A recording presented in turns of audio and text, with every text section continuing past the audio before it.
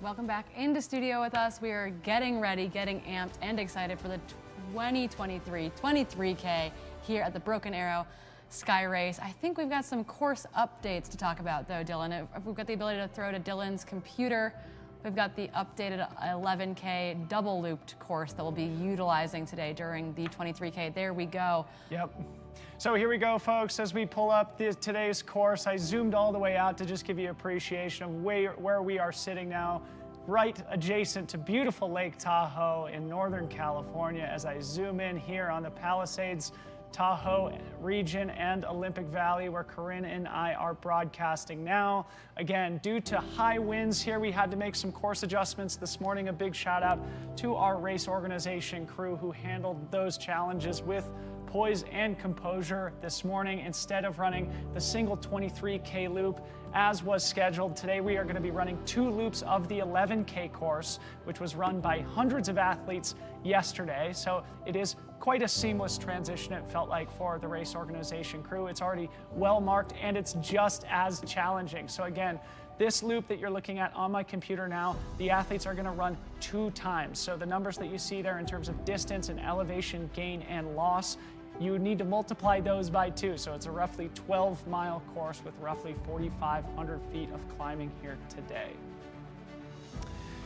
Looking back at last year's results, and we're going to get to some of the highlights from last year, men's champion Andy Wacker last year ran an hour and 50 minutes. Corinne, I'm sure you would agree that we will likely see times faster than that. Yeah, I think we had some kind of behind-the-scenes betting going on this morning with the guys running the cameras on the course, and it was the over-under on the 90-minute mark was the bets being thrown down, somewhere between 86 minutes and 95 minutes. I think this is Andy blitzing down the course last year.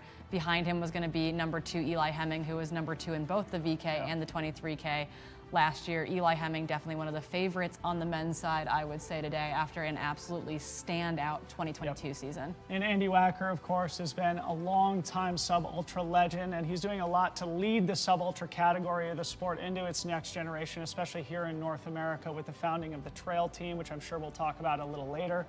I think he's working his way back from a little bit of injury, but Andy Wacker always a factor and will be one of the factors in today's men's race as well. Again, this is a replay of the 22 race that happened here 12 months ago this weekend. On the women's side last year, the women's champion was Sophia Lockley, who was one of the stories of the weekend, a Nordic skier now making her way into professional trail running. She ran 2 hours 6 minutes last year, and here's Sophia. Yeah, she was one of those athletes that kind of shouldn't have come out of nowhere to any of us. I think looking at the start list, you're like, oh, this gal's an Olympian in Nordic skiing. We should probably watch out for her, and that's exactly what happened. She went on to run in the Golden Trail Series last year, both her and Eli Hemming getting named to the Solomon Global team at the end of last season.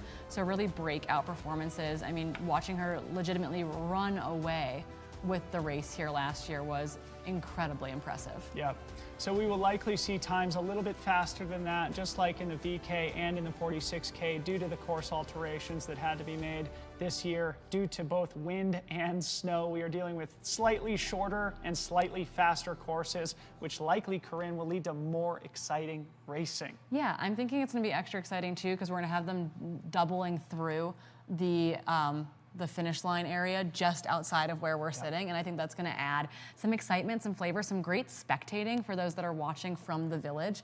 You know, you don't have that opportunity. Normally we send them up the mountain and we don't see them until they come back down here. It's pretty cool too. They have sort of the Jumbotron set up here right next to the finish line. With bleachers. Stadium seating. So after the gun kicks off, people will be able to sit on the bleachers and watch Corinne and I broadcast the 23K race, see the athletes come through the first loop, and then sit back down on the bleachers to watch that second loop as it unfolds. Let's talk more about the favorites in today's race. I know we have some graphics there to share as well. So yeah, I mean, to kick off, as we get these graphics up for the men's, there's some of our men's favorites. So yeah, people to keep your eye on, right? Both at the very top of that screen and the bottom of that screen, 2 Italians, Henry Amando and Andre Roston.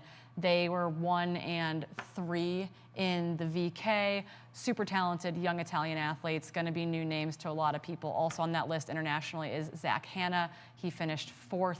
Other names to keep an eye on, I think, you know, Garrett Corin and Liam Miro, both were just on the U.S. Worlds team in Innsbruck. Liam made the decision to come race on Thursday. Yep. Got to meet him last night for the first time. Those 2 guys are both ready to throw down. Chad Hall might be a name that's familiar to some people. One of the breakout stars of the 2022 season. He was on my panel last night, and it feels like he is hungry and ready to return to his trail racing season after what felt like a hard race at the Boston Marathon a couple months ago. Garrett Corcoran, I think a really interesting new character in the sport. He was the top American, finishing 14th overall at the classic mountain race, or the short trail race, excuse me. Yeah, not the classic. Yeah, Liam was in the classic, yeah. Liam Miro, guy we were just talking about before we went live today as well, a really interesting new athlete on the circuit. He came through and absolutely smashed the 30K at the Gorge Waterfalls event. Yeah, and then having to give shout outs to Kieran Ney, who I think has been 9th here year after year, looking to move up from that position. Paddy O'Leary had a decent day in the VK. He's, I think, got an inside bet going with Zach Hanna as who's going to come out on top for the Irish lads. Today, Pat Parcell might not be a name that a lot of people know on the larger North American scene, but he is a Tahoe Basin guy, and when he races really, really hard. He's great on skis as well. He knows the trails in the course. I think the OG course might suit him a little bit better than what he's gonna see out there today, but he is incredibly fast. Is there anyone that you think we're missing? We haven't talked too much, I guess, about Eli besides that initial intro. Yeah, I mean, I think Eli comes in as certainly one of the favorites alongside Chad Hall, one of the breakout stars in trail and mountain running last year, competing head-to-head with some of the world's best on the Golden Trail World Series, guys like, you know, Remy Bonnet and Thibaut Baronian and Rui Ueda and all the great international athletes who make their living and focus their competitive energy in the short course trail running. Of course, Eli Hemming, coming from a pro triathlete background, the guy knows how to train, the guy knows how to race. In fact, we were talking about this on our panel yesterday. He just felt like he just needed to gain experience, gain some of those technical skills of just running up and downhill on trails. Now that he has that experience, he is going to be a scary, scary person on the circuit. Let's talk about the women, Corinne. Yeah, let's bring up those gals. I think the notable absences on the men's and women's side too, though, just to mention real quickly, Seth Fruling's not here. He's dealing with some, I think, viral pericarditis, so he's sitting out a bunch this summer. And then Grayson Murphy, just coming off world champs with a bronze and a gold, has decided not to race this weekend, which I think is probably very smart. But on the women's side, we've got really interesting stories going on. Some names that are going to be missed from people, I think, including the name at the top of that list being Chessa Adsett-Morris, super, super fast. I believe she's Canadian, but she lives in San Diego, and she is kind of one of those classic mountain style runners, really fast over the short distances, someone that I think might surprise folks today. We also have someone like Ruby Lindquist, who is also on that North Face development team, really fast, younger athlete, newer athlete coming up in the scene, just missed, I think, had very close finishes at those USATF trials races for the trail team. You've got Anna Gibson, who won the VK, but is a little uncertain on her downhill abilities, I think. But this course, I think, is going to suit her super well today. Scary, scary, talented athlete. Anna Gibson came in studio with Corinne and I after her VK victory, where she looked so smooth. And man, I was struck just by her maturity, her excitement, and how she seems like she's born for it, having grown up in Wyoming. Yeah, I think that she's made for this sport, and we're so excited to see more of her. She's part of that trail team that Andy Wacker has kind of put together and gotten off the ground. Also on this list include previous champions in Allie McLaughlin and Janelle Lynx. Allie coming back off of kind of a hard Worlds. I think she's looking to have a really fun day out there. And then Janelle Lynx, who won this race in 2021. Really, that's where she came onto, I think, all of our radars in that very cool, very dominant performance there. And I got to speak with her on our women's 23K elite panel, and her composure and her love for what she's doing. And I was like almost in tears in moments. She had an injury last year that kept her from doing what she loves for a very long time, and getting to listen to her talk about like coming back from that and just being excited to really be here this weekend, just like chills. Sweet. Amazing. And for those who are watching our live stream, you can watch the replay of Corinne's panel with Janelle Lynx and many of the other characters here in our women's favorites. So go back on YouTube and watch that after today's broadcast. We are going to be here in studio for several hours, so settle in.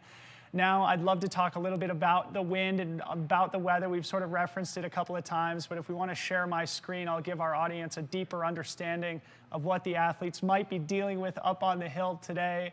So this is, of course, the NOAA website here, and it gives a lot of great information, updated every 30 minutes roughly, about the wind speed, about the temperature. So right now we're sitting at about 45 degrees Fahrenheit. Feels a little bit warmer than that, but the wind is gusting up to 60 miles an hour up at the summit. So again, the athletes will be dealing with that wind.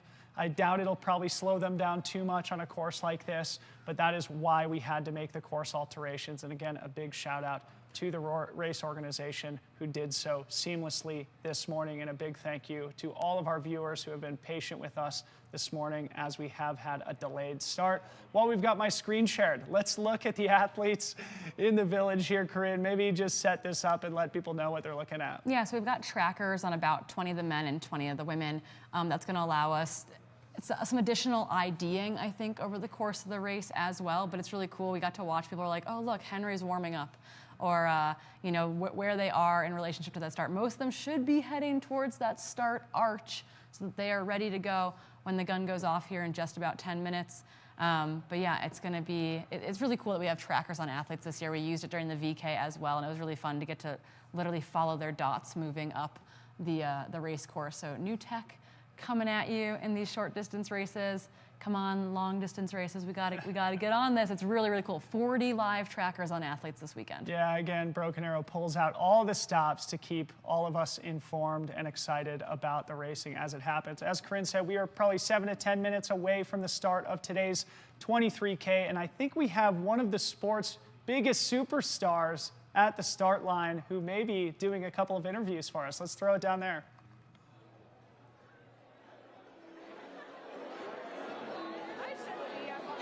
We're on the start line of the 23K. We've got a group of ladies holding the front line. How are we feeling today? Good. I feel great. Are you excited about the course reroute? Actually, yeah, I am. Yeah. Very cool. Anna, how are you feeling about the 2 loops versus 1? I'm actually pretty excited about it. I think it'll be really fun. Fun little mix up. Yeah. Awesome. Thanks, you guys.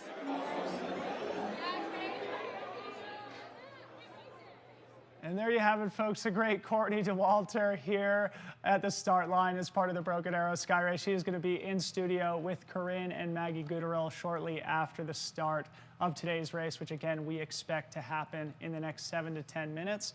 I think we did want to hear from some of our production staff behind the scenes. Mr. Scott Rokas, I know, had a couple of words that he wanted to share about the broadcast today and all the effort that's been put into it. So whenever Scott's ready, we would love to hear a little bit about that too.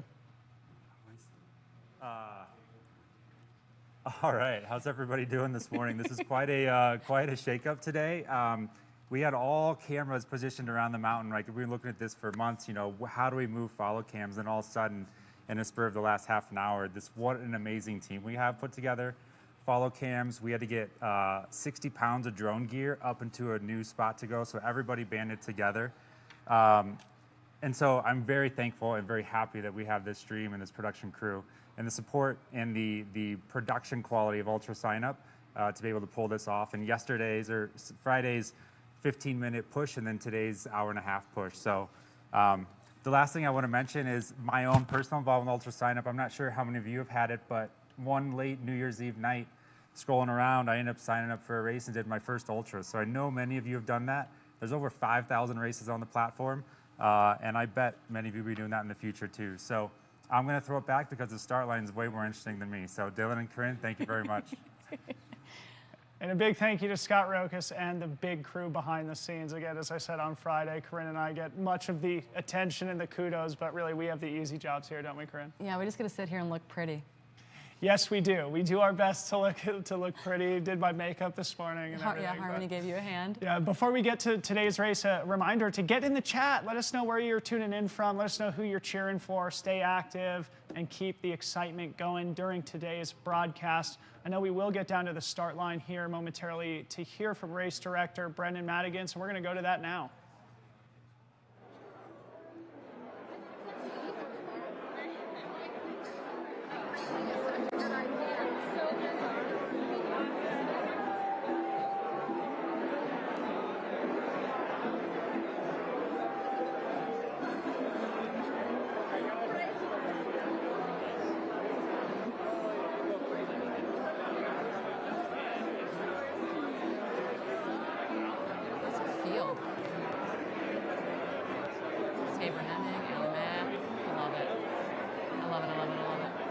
This course is going to suit Hemming super well, I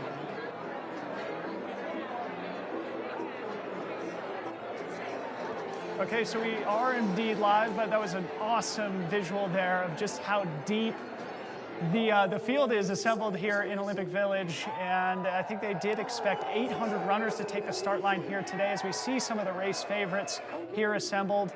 And there is Brendan Madigan, the race director.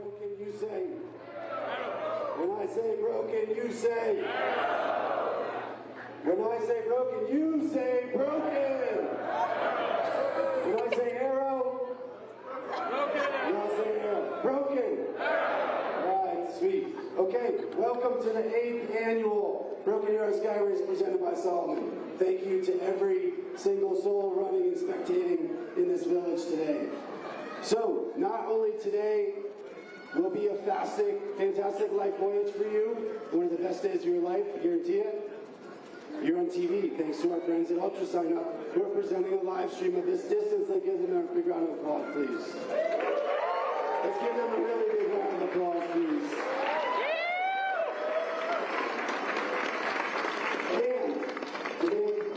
Better, you're part of the kickoff of the 2023 Valsir Mountain Running World Cup. You're participating in an international event, so let's clap for that.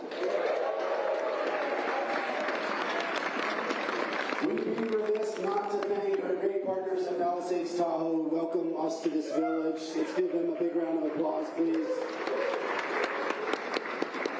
And we also must recognize that all of us are about to recreate and enjoy sacred Washoe lands, and we're lucky and privileged to be able to do that. So, to get this party started, you guys are going to clap with me. We're going to start slow. Right here, ready? Slower. Come on. No, Dr. Green, all guys, raise your clap with me. Slower.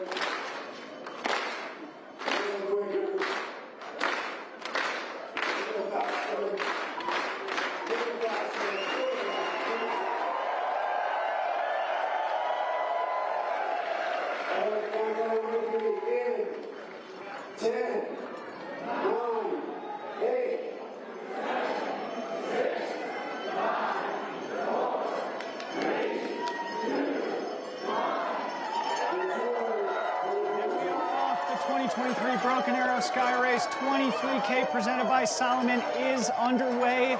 Only an hour and a half delayed as the runners make their way down this gradual descent out through the parking lot before they hit the dirt trail where they will start climbing. I was going to say Anna Gibson out fast, tucking in with that lead group of men. I saw Tabor Hemming right off of her shoulder. We knew this race was going to go out fast and furious, independent of what course they are on.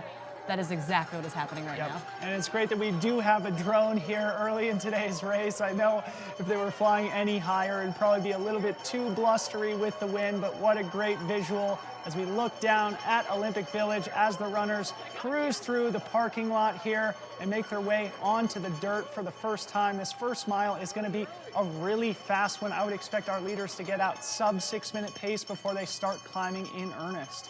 Yeah, and this is allowing them to spread out a little bit before things choke up in the trees, which was where we're probably going to lose some of our initial cameras out there. We know that we don't have great connectivity from parts of the early section of this course, so we might lose them as they head into the woods here, but I'm so glad that we're getting these aerial shots today. And good ID time with people on the start line. We got to pick out a lot of the runners there. Yeah, this is going to be really interesting, I think, with this course alteration and the two-loop nature of it, to see who tries to maybe try and get separation, or if they're going to come through the first loop as a pack and the separation occurs in the second loop. Because the 23K is typically just a single loop course, you usually see the people who excel as climbers try and get out to a hot start, knowing that the back half is a long descent. This time it's going to be a little bit more of an equalizer with two of those climbs. I'm wondering if Eli Hemming is in red out in front, if that is that red Solomon top that we're seeing there on the screen. We will get confirmation as they head up this climb, but man, they are moving fast. Yep.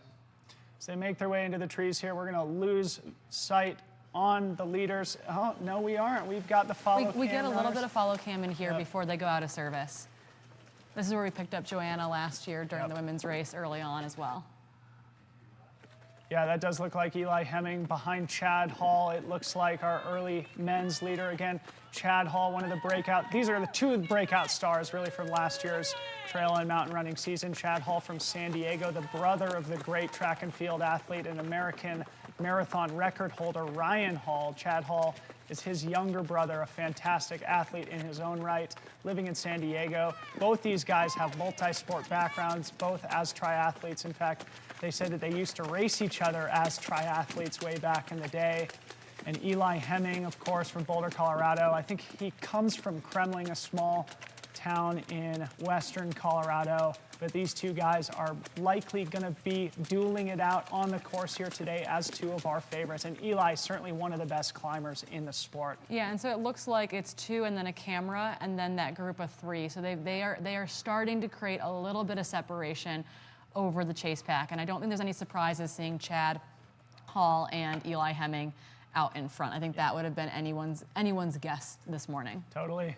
And Chad Hall devoted the first half of his season here this year on road marathons. I think he did both Houston and Boston. I think Houston he ran really fast. I can't exactly recall his marathon time. He said that Boston was a little bit more rough and that he was excited to transition to the trail season now.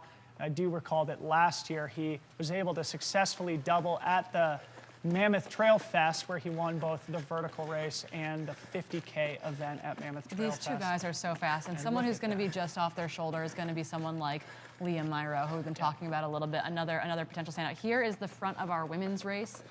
We're going to be like Anna Gibson and Tabor Hemming here, so the Hemmings are both in podium position here in the opening mile. Which I think is what we expected going in, was kind of this power dynamic. They are going to also be, they are going to finish this race, they're going to drive to the airport, and they're flying to Europe because they are racing next Sunday. They're racing Marathon du Mont Blanc, and then they fly from there to Alaska to race Mount Marathon. So they have a triple going on that I think is potentially historic. Yeah, I was talking to them here in the village the other day, and they're like, yeah, it's going to be pretty chaotic. And I'm like, man, you guys are in your mid-20s. You better be savoring this. This is what life is all about. Come out for a good rip here at Broken Arrow in the 23K. A nice warm-up for the Marathon du Mont Blanc, one of the biggest, most important races in Europe, happening in the Chamonix Valley as part of the Golden Trail World Series. And then, of course, going to Mount Marathon in Alaska, one of the most iconic and hardcore mountain races in the world. Yeah. So the Hemmings are quite a storyline. Oh, and Tabor said, oh, we don't do anything easy. We make everything kind of hard and chaotic. So. Yeah. Eli was on my panel yesterday, and we talked a little bit about their partnership and the fact that they're able to share this adventure together. It was one of those sentimental moments that, you know, I'm a sucker for, Corinne. But yeah, you got chills and tears, I'm sure. But speaking of that, on our panel, we also had Rachel Drake, someone who we did not talk about in that preview. Rachel Drake, Nike athlete, Golden Trail standout, had a baby about 9 months ago, coming back from a stress fracture kind of in that postpartum period as well. I wonder how she's feeling today, but it was really cool to have both, you know, have Tabor and Rachel on the panel talking about how they get to do this sport with their partners and travel to race with them, with Rachel staying here with Tyler for him to race Western States next weekend. So really, really cool to see. For his fourth time in a row. Dynamic duos in our sport. Absolutely. It was great to connect with Tyler in the village the other day. Both of us new dads, and a big shout out to all the fathers out there as we celebrate a happy Father's Day here. What could be better? Sitting in studio with Corinne and then getting to go hang out with my little boy all afternoon. So a big shout out to all the dads here watching us on YouTube and in the chat. Again, we are looking down on the early leaders in the men's race. A big thank you to our production staff for this awesome drone footage, and a big thank you to the follow cam runner who managed to hang on to the wheel of Chad Hall and Eli Hemming, our early leaders here today. Looks like they're starting to bunch up though, Corinne. Yeah, it looks like things are coming back together a little bit, which I think you're going to see some of that coordinating over the course of the race, or as Sarah Kai has recently described it to me, a slinky, where things spread out and then bunch back up together through these switchbacks. So I'm not too surprised that we're going to see some of that based on terrain, based on that initial fast start. But so maybe going back to that, Corinne, we were talking about this in the VK too, as I was referencing the new Netflix series Unchained about the Tour de France, and about how some athletes are climbers, some athletes are descenders, and you have to sort of play your strengths, play your cards at the moment where it feels right. We'll recall a couple years ago in the 23K when Joe Gray got off to a hot start, early lead, had a really healthy lead at the top of the mountain before Darren Thomas nearly ran him down on the descent. So an interesting story to just see the strengths and weaknesses of these athletes and where they play those cards. Here's Tabor Hemming. Yeah, and we believe that Tabor Hemming alongside Anna Gibson are our race leaders. We're not sure who is in front right now, but we've got a camera on Tabor Hemming as she makes her way up this climb. She came out of a really successful collegiate running career at CU before they decided that, you know, they wanted to, both her and Eli wanted to mix it up, to get on the trails, to do something a little bit different, kind of tired of running in circles. They get to run in circles today, but they're bigger circles this time. Yep. And it'll be really awesome to see these two great young Americans go and race on the European circuit. And we see Allie Mack for the first time. Heck yeah, Last Allie year's Mack. world champion in the vertical. Allie Mack had, I think, what she would classify as a disappointing couple of races at the World Championships last weekend in Innsbruck. And she was a late add to today's field in the 23K, taking the early lead from Tabor here on the climb. And this very much plays to Allie's strengths. Yep, a good grinding uphill. We did see some of the men that they're running around switching between power hiking and running here, but if you can stay in that running motion, I think you're gonna gain a few steps here and there over the course of this. But you're right, I think that this climb definitely plays to Allie Mack's strengths, as we know her as a VK champion here. She runs downhill pretty darn good though, too. Very solid. Couple funny anecdotes about Allie. For those who follow her, you know that she's a bit of a daredevil, and last weekend after the vertical, she did sort of like a paragliding thing off the top of the vertical course in Innsbruck to fly back down into the valley. Even funnier story, I got a text from a friend, Rick Hesner, last week, who lives in Texas. I think they were in New Mexico, but he texted me, he was like, hey, I just met someone named Allie while I was doing a skydiving thing. Yeah, she's got some base jumping situation going on this summer. I was like, dude, she's a world champion. He was like, yeah, she seems like an awesome gal. So shout out to Allie Mack, an awesome athlete, awesome person here in the early lead. Yeah, I think we do believe that I think Anna Gibson is in front of both her and Tabor, getting that really fast start. So we do believe that our top three would be Anna Gibson, Allie Mack, Tabor Hemming right now on the women's side of things, which is, I think, about as expected. I think Allie adding herself back into the race yesterday afternoon, I think, was not a huge surprise, but definitely I think has a lot of us saying, okay, like, curious to see how she's feeling today out on course. Very, very cool to see Allie jump into the race last minute. And yeah, awesome to see this early podium here between Anna Gibson, Allie Mack, and Tabor Hemming, which with, I'm sure, several more very strong women nipping at their heels on the opening climb. We just saw a quick visual of those bleachers and of the Jumbotron that I mentioned earlier. So we do have hundreds of trail fans here in the village as we cut back to the men's leaders here, Corinne. Yeah, this looks like M's 1, 2, and 3, I think, on our screens right now. Eli Hemming, Chad Holland, did you catch? I think that's the Nico guy. Oh, another young trail team athlete, just graduated from Stanford. Okay. Go Cardinal. So we'll make sure we get his last name. I'm pretty sure his first name is Nico. And there's Abraham Hernandez also there in the pack. He was 5th place in the vertical K on Friday. So Eli Hemming, Chad Hall, Nico, who we will identify here soon, and I'm sure people in the chat could help us out with that. And Abraham Hernandez here in the top 4. And again, I'm sure there is a train of gentlemen just behind them also in contention. And look at these guys work here. No conversation, no chit chat, head down, arms pumping.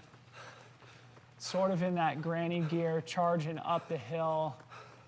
These guys are all working hard today. And big shout out to our follow cam runner. I'll try and get an idea on who that follow cam is so that we can give them a proper shout out by name here on the broadcast as we cut back to Tabor Hemming, who we think is in about 3rd place in the women's race here. Yeah, and I guess part of the question is that we did see Anna Gibson at the front leading out of the gate there with the women's field. We don't know where Janelle Lynx was in that mix. Is Janelle also up in that group? We're not sure, but we do know that there's about that first place right now has about a 15-second gap over the chasing women at this point. So things are opening up a little bit. And as we mentioned in the broadcast on Friday, okay, so it's Mikkel Baudin Rousseau. Thank Mika, not Nico. Yeah. Mika. Is the stand for Excuse grad. me. Yep. And thank you to Liam. Thank you, AKA Aid Station Fireball, for always having great clarifications in the chat for us. So we look back further in the men's race here. There's Paddy O'Leary, the Irishman, coming past us. See if we can ID some of these other athletes as they come by. Give a shout for those that you're watching. I know that there's a lot of significant others, parents, etc., friends, family watching in the chat. Give us a shout if you happen to see your runner come on by. I know that is why you are staring at these screens right now. I think we're looking to pick up our first female, though, is my guess in this group. As we're waiting for the first female here, who we anticipate to be Anna Gibson, going back to what I was about to say just a second ago, Anna Gibson, of course, our vertical K champion. On Friday, she ran about, I think it was 90 seconds faster than Allie Mack did in the VK last year, although it was on a shortened course. Anna Gibson very much is in Allie's lead, in her category as a climber, it feels like. Definitely. So Anna Gibson, likely our early leader here in the women's race. Allie Mack. Oh, here's Allie Mack in the lead. Unless we missed Anna Gibson, this is Allie Mack here in the lead of the women's race in the 23K. So it sounds like we have confirmation, Allie Mack in the lead. Although it did in 2021, remember how long it took us to ID Janelle? Yep. Forever. So Allie Mack, I do believe you can see Tabor Hemming in that long shot there. That is the gap right now between Allie and Tabor at this junction. We'll try to get eyes on both Janelle Lynx and Anna Gibson because we do believe they will be in the mix today. Oh, Allie just giving out highs and hellos this morning as she charges along. Man, she is looking strong. Allie Mack from Colorado Springs, Colorado, a decorated high school and collegiate athlete, went to the University of Colorado just like Tabor Hemming did. Off to an early lead as we approach 15 minutes into today's race. Corinne, my speculation, my guess is that we're going to see the men's leaders come through the first loop in probably 45 minutes, would you guess? The winning time yesterday in the 11K was 56 minutes, I believe. And so F3. So I'm just getting confirmation in my ear that this is Anna Gibson in third position. Anna Gibson, our VK champion on Friday. She went to the University of Washington, but grew up in Teton Village, Wyoming. So she is very much at home in the mountains. And it was awesome to talk to her here in studio after the VK about her love of trail running coming off of her collegiate track career. Yeah, and this will be a long race for her coming off of 1,500 meter season. She's planning to race USA's in Eugene in just a couple weeks. So definitely she's trying to translate some of that track fitness, but she can see Tabor. So right now 1, 2, and 3 are all really tight together. Allie Mack, Tabor Hemming, Anna Gibson are your 1, 2, 3 in the women's race, and they can all see each other right now, which is pretty freaking huge. All looking very strong here in the opening couple of miles. And the transitioning between the run and the hike as they hit this steeper slope here. Allie Mack, one of the best climbers in the world.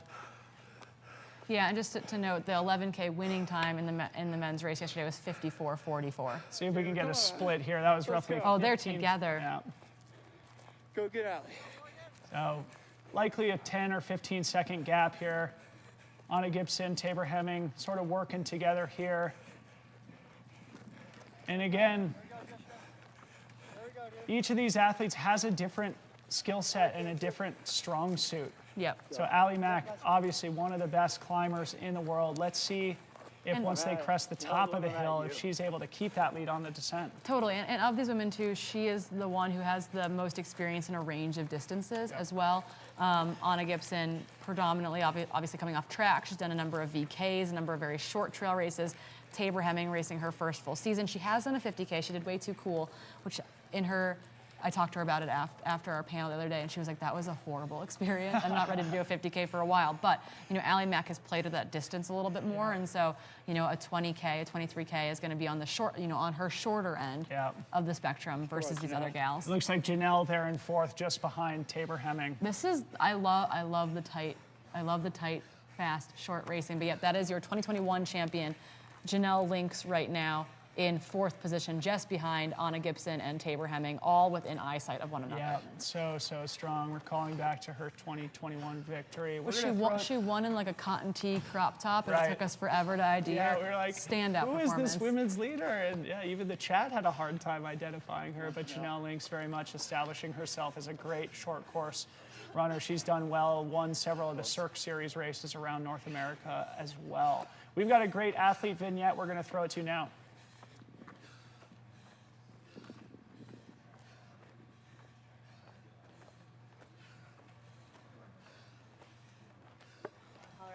Colorado, though half of the time I'm on the road in the van with my dog.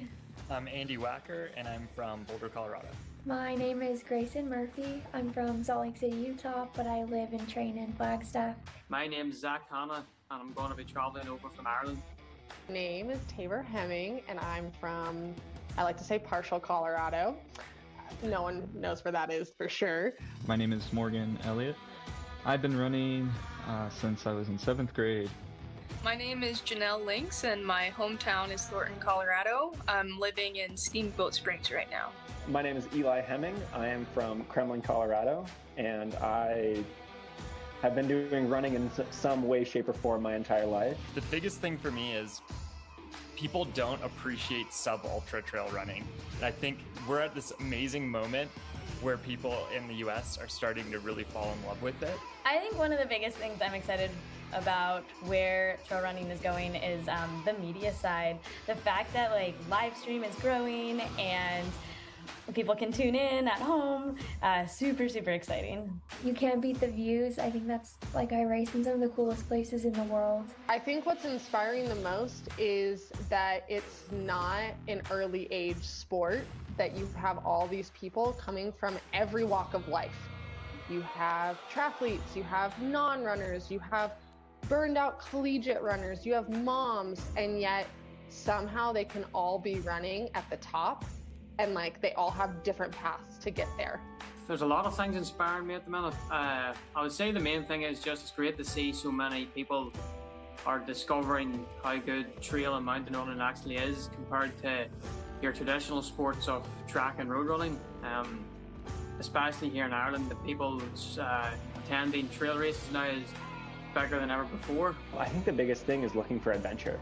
One of the things that drew me to the lifestyle of being a triathlete, and it was, I got to be out on my bike, I got to be out running, and I got to see all of the world.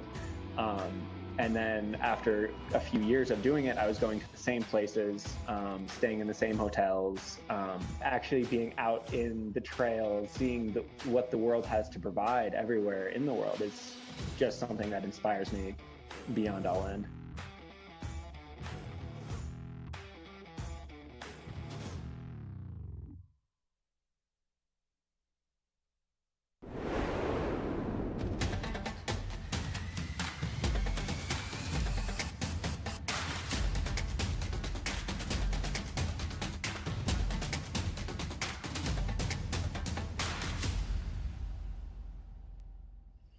You don't get a fire in your belly with a cold breakfast.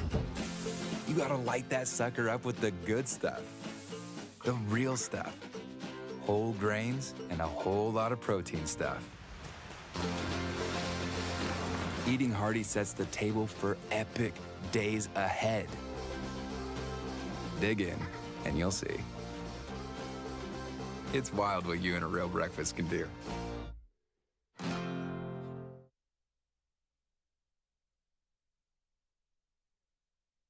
Stop that.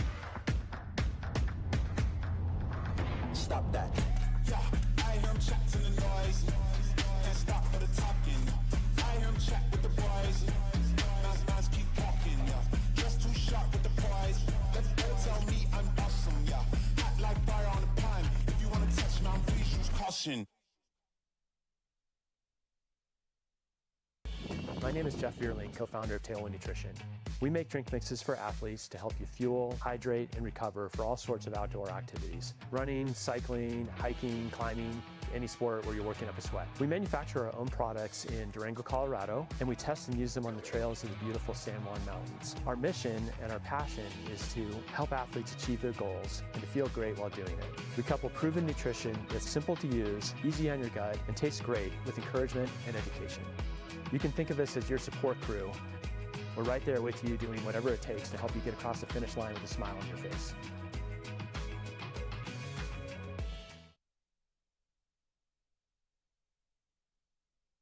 Escape to a place where you can truly connect with nature, where crystal blue waters meet towering mountains, and picturesque landscapes make every season the perfect playground for world-class adventure. So dive in and feel what it's like to be on top of the world. Join us in preserving the natural beauty and take the Traveler Responsibility Pledge. Be mindful of others and save time using free transportation services like Tart Connect. Learn more at gotahoenorth.com.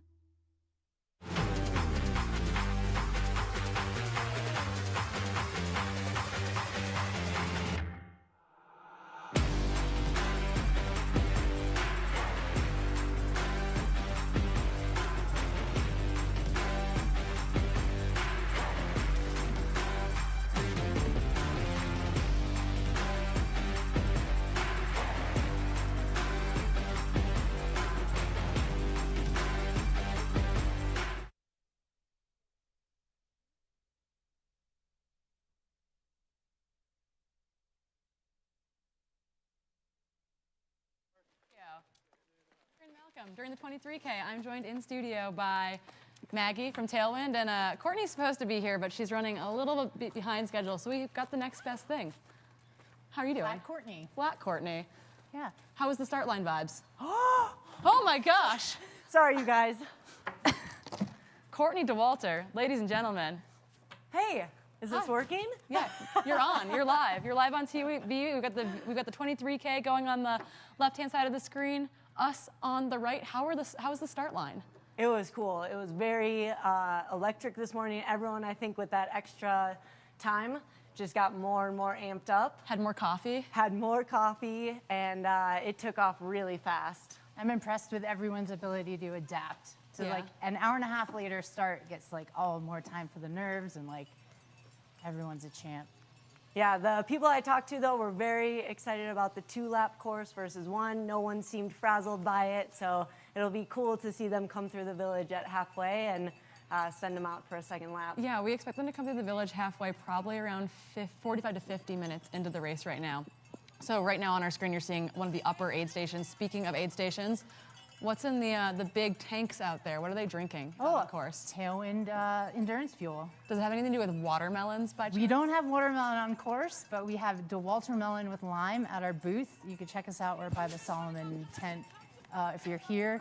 And it's a special collab flavor we did with Courtney. She's been wanting to like help us make flavors for a while.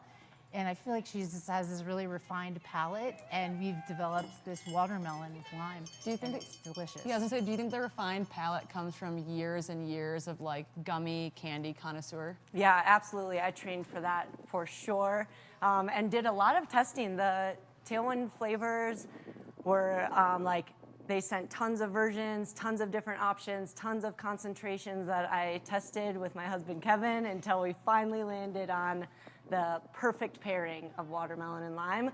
And I think it'll be perfect for big summer days, adventures, racing. It's so good. That's so awesome. Is that what Kevin had out on course with him yesterday? He did, yeah. It was his magic superpower where he crushed the 46K. So we're trying to watch a follow cam and a follow cam runner follow Allie Mack on that little bit of snow. I heard from Kevin yesterday at the end of the race that he was wearing basically rain pant shorts and was legitimately catching people in the like luge butt slide section of the course. Is that a technique you would recommend to the runners out there today? Yeah, absolutely. Cover them with WD-40 and send it.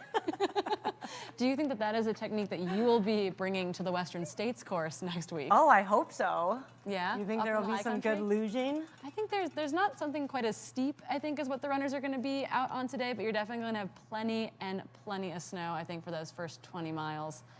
a week from today, basically. Yeah. You'll be done a week from today. You'll be like lounging on the track infield, I hope. I think Solomon can actually advertise that the shorts make you faster. Yeah, Ooh, he was As flying. long as you're on your butt on snow. Yeah. Stamp, sealed, approved. Awesome. So where can people find you all out in the village today? We are by the finish line near the pancakes. Donner Mountain Party runners Pancakes are serving Kodiak pancakes. We're right next to them in the Solomon tent. So amazing. It's going to be super fun. Pancakes and DeWalter Mountain with lime. I can't think of a better combination. I'm really hopeful that you guys will bring some pancakes in for Dylan and I at some point in time. If we can request a pancake delivery, we're on board. Yes. On board for that. Yes, absolutely. This is so exciting. I love the flat Courtney. We were gonna have a flat Courtney and an angry Courtney and another Courtney, and I just didn't get the memo. Many. No one needs that. Yeah. So I mean, this is kind of creepy. We have 2 Courtneys at the booth at all times. Yeah. I'm so sorry. At one point we had 3. That is a little bit, there might be too many Courtneys. They might blow away today. It's kind of windy in the village. Yeah, people that are in the chat watching on YouTube at home, how many Courtneys are too many Courtneys? Yeah. I think that's what the people really need to decide. Do we want to ask that though? No, I'm not, well, it might be information that I hold hostage for a little while. You can filter those comments. Yeah, I think we can block them as we go along. Wonderful. They said. So psyched to see Courtney. Wonderful. So we will have people come out, take a taste test of the new watermelon lime flavor. Cool swag Courtney had. We can tell a story about it. What it is Courtney's hallucinations, and they're all in drawing form. Our artist did it. It's awesome, and it's all of the little. I mean, you should be telling them this. But like, have you heard of puppets on a swing set? It's on there. We have T-shirts and hats. My and personal favorite. What's the leopard? Leopard in the hammock. The famous OG hallucination. It's pretty fun because I can remember the exact race that all of these were. So like the leopard in the hammock was at the Moab 240. Woman churning butter was at Run Rabbit Run. I mean, these are great friends I've made over the years, and we've now put them on bottles, hats, and shirts, which is really fun. Yeah, so between that and short knees, everyone's gonna be your doppelganger, I think, out on the trails. Perfect. Awesome. We're gonna cut back out onto course. We're watching our men's leader, Eli Hemming, right now. We're gonna blow that up on the big screen. Thanks so much to Courtney and Maggie. We'll see y'all later. See you. Bye. Sweating under these lights. Courtney's sweating under these lights. Those athletes out on course are not sweating, I hope. I feel like they feel nice and cool out in the snow, but this is quite the shot. That red shirt, again, is the red shirt of the super, super fast Eli Hemming, new Solomon athlete. I'm trying to ID. That's the Mika guy. M2 is Mika, the Stanford grad. So two young, fast athletes out there hitting this snow section. Really, they got to stretch out their legs, though, it looked like, on that little bit of dirt that was really very, very fast. So very cool to see. Chad Hall should be just behind them. I hope, is my mic back on, gentlemen? Can people hear me? Good. Awesome. Great interview, Corinne. How awesome is it to have Maggie and Courtney in studio? Pure chaos. Check out this awesome shot. Pure Eli chaos. Hemming, Mika, and Chad Hall, our top 3 in the men's race here. All hands on knees in a particularly steep section of the course. It was awesome to see Allie Mack crest over the top of that hill. Anna Gibson, it seemed like, was probably 15, 20 seconds behind Allie Mack. Yeah, she seemed to be moving really well on that super, super steep section. And again, she did mention to us that she feels like her climbing is really, really solid right now, and that she's a little bit concerned about the downhill section. I'm really curious to see what they look like out on that next descent that we're going to see kind of in this next section of the course. But right now, I believe that they are around, is this near the top of This must be near the true summit is what I would guess, like the high point of the course, I should say. So yeah, which is KT 22. Yep. And so we've had camera people out there since the crack of dawn this morning because they were prepared for a normal start time and the normal course, and they were up there giving us feedback that it was blowing super, super hard. We weren't sure if we were going to be able to get any aerial footage from this location or not, but I know that several camera runners and our drone pilot were hiking stuff up there as soon as we got the go-ahead. So our viewing audience here, they are at roughly 8,000 feet of altitude here. So a guy like Mika, I think if he is a recent graduate of Stanford from the Palo Alto region, meaning he is from sea level. So is Chad Hall, living in San Diego. Eli Hemming does have the luxury of living in Boulder, Colorado, so he does have that altitude acclimatization advantage over the two men behind him. Eli Hemming is likely going to be cresting over the top of KT 22 here, and then he will have roughly 2.5 miles back down into the village to complete the first lap of the 23K here today. Again, I think we're going to be looking at that that 50-ish minute mark or so for them to lap through the village. So if you can hear our voice, get excited. I think the men are going to be lapping through in about 15 to 18 minutes or so. But as Eli breaks back into the run. So again, total stats of today's race is roughly 12 miles, roughly 4,500 feet of climbing. It is a double loop of the 11K course that runners navigated yesterday. If you're just joining us, we did have course alterations occur this morning due to very high winds here in the Sierra. But this, I think, is a great alternative, and certainly it hasn't impacted today's awesome broadcast coverage, especially this drone pilot. I was surprised. You can see how gusty it is up there. Yeah, they're doing an amazing job, but it does sound like we have Zach Marion out on course that we're going to be able to throw to get a little bit of a course update when his audio is ready.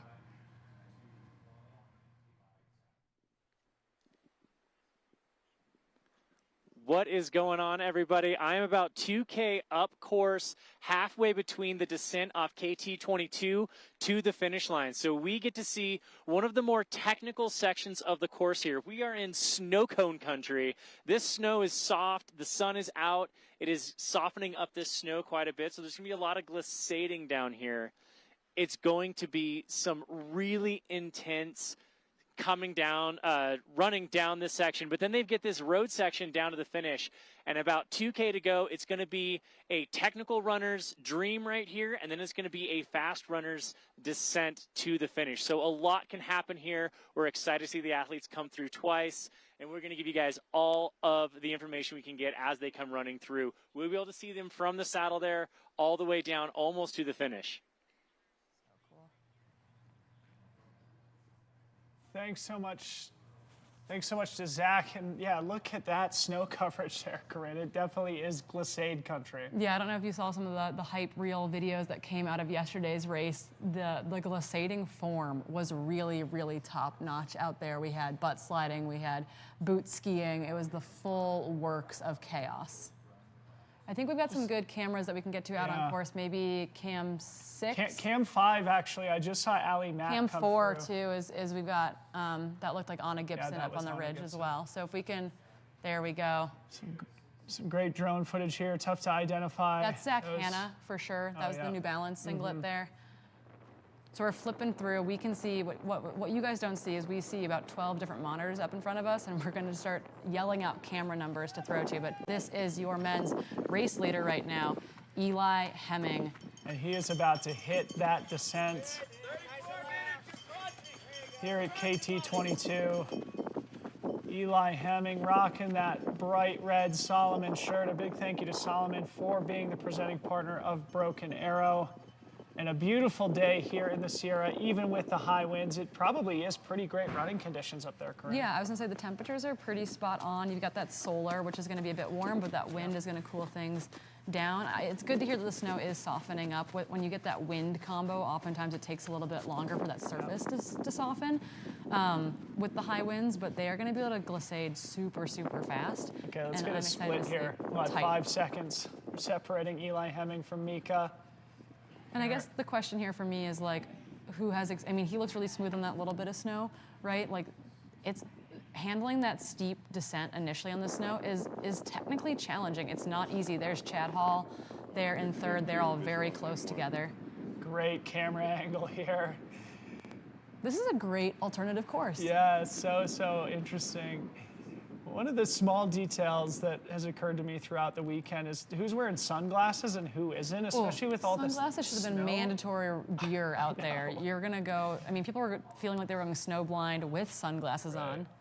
But these guys are so redlined that at least Eli didn't have time to put the shades on this morning. Tabor was wearing them at the start line. Yeah, I think in the 46K, it was definitely they were on snow for a lot longer during that race. I think that was definitely much more important versus this race. They're on snow for shorter periods of time, for sure. Check out the gimbal runner trying to keep up with early race leader Eli Hemming. I wouldn't want to. Mika on his heels. I gotta say, Mika looks a little bit more smooth than Eli does here. It's obviously still pretty early, and it's difficult to really interpret body language here at this point, but that's just my subjective interpretation here. As we get to our follow cam, Eli Hemming still looking very smooth himself. I shouldn't be criticizing this great athlete in any way.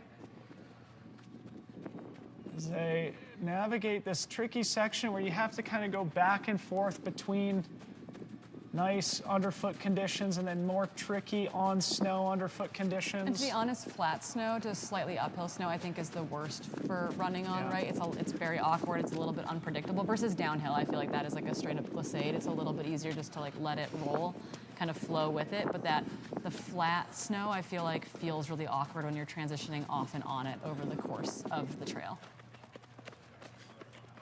We cut back to some of our mid-packers here. And Corinne and I do expect to be here in the studio for at least a few more hours. We haven't gotten confirmation on exactly when we'll end the broadcast today due to the delay, but we will definitely get to some coverage from the middle and the back of the pack as well. So if you're cheering for somebody or you're hoping to catch your athlete, please do stick around. We'll definitely get around to that after these elite athletes do finish. Another thing to mention here, which I'm not sure we've gotten around to, Corinne, is the prize money on the line this weekend. Broken Arrow. It's very significant, a $60,000 total prize package up on the line for the professional athletes in this weekend's race. I've got it up on my computer here, so let me just reference exactly what those numbers are so I get it accurate. Such a great shot. They are beautiful flying. Beautiful shot here. So the lead pack of three are sort of coming back together and consolidating. Again, going back to what I said earlier about who has what strengths. Eli, certainly one of the better uphill athletes in the world, now getting sort of swallowed up a little bit on the descent. Well, one of those is a camera runner. Chad Hall is the fourth individual you just saw on screen. So it is Eli, camera, Mika. And just to point out too, Mika is a 13:39 5K to his name. He just recently ran a 28:47 10K at NCAA West prelims back in May. Very, very fast. Yeah, look at the gimbal camera runner there in what looks like second position. Yep. And then we've got Mika just behind the camera runner. And then Chad Hall a little further up, blending in with that white t-shirt against the snow. Going back to the prize package, Corinne. And Mika just overtook the camera runner there. Yeah. Going back to the That's Adam Loomis. We're getting a shout out to Adam Loomis, who is on the follow cam. An Olympian in Nordic combined, just to point that out. Just to, give you the credentials of the people who are able to follow these professional athletes as they cruise down. Snow is something he's very familiar with, though. Park City based. Ski jumping and Nordic skiing is the combination of his sport. Okay, now getting back to the prize packages on the line today. First place for both men and women, 5,500 bones. Second place, 3,500 bones. Third place, $1,000. Fourth place, $750. Fifth place, $500. Paying 5 deep here today. Going back to the VK, the winner got $2,000. Second place, $1,500. Third place, $1,000. Fourth place, $300. And fifth place, $200. Again, a total prize package of over $60,000 on the line. A big thank you to Brendan Madigan and the Broken Arrow team for making that investment. You've got Allie Mack on your screen now, still leading the women's race as F1. Before we flip to this image of Allie, Chad Hall was also closing to that group. They were coming back together. I think he was picking up Mika a little bit on the snow. Running up, SoCal has had plenty of snow this winter, so I think he's gotten his fair share of running up in like the Mammoth and like Big Bear area.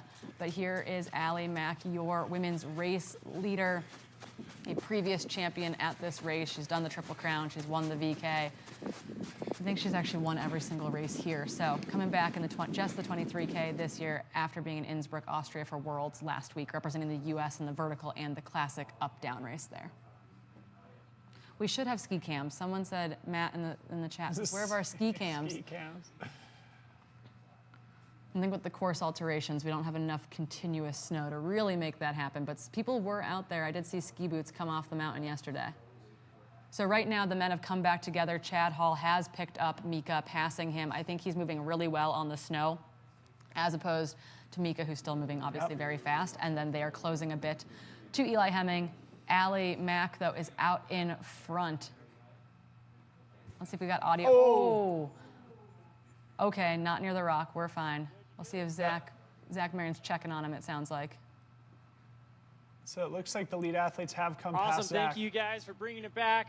We have all the men's action up front here. We had our top 3 men. We had Eli, we had Chad, and we had our Stanford guy out there, all within a split second of each other. They looked fantastic. Chad was making some moves once we hit the road off of here. Eli looked like he was enjoying the technical sections. So it'll be fun to see what happens as they make their way back around. And it was about 45 seconds between those 3 and the next 3 athletes. We're going to stay camped here looking for women's leaders. We'll catch you guys once they come back through. So Zach is going to be seeing Allie Mack come through that snow section here momentarily. Going back to Allie Mack's season from last year, what an incredible output of racing she had. Wow. Anna Gibson, not that far back. Certainly still in contention here, chasing down Allie McLaughlin, your double medalist at the World Championship in 2022, a gold medal in the vertical and a bronze medal in the up-down race last year. She was also one of the only people to beat Minka Brinkman head-to-head last year at the Golden Trail World Series final. She got the better of Minka Brinkman, who certainly is one of the most interesting and compelling athletes in the world. Allie Mack proving that she is in that league as well, and Anna Gibson very much hoping to assert herself into that category as well. Yeah, so excited to see athletes like Anna Gibson coming into the sport right now, adding some more excitement and some more spark. Really, the women, I mean, both fields are absolutely insane. There are going to be some races this year where we're going to see the likes of Allie Ostrander, Grayson Murphy, Allie Mack, Anna Gibson all together, and it's going to blow my mind. So it looks like Chad Hall has now assumed the lead. Eli Hemming still on his wheel there.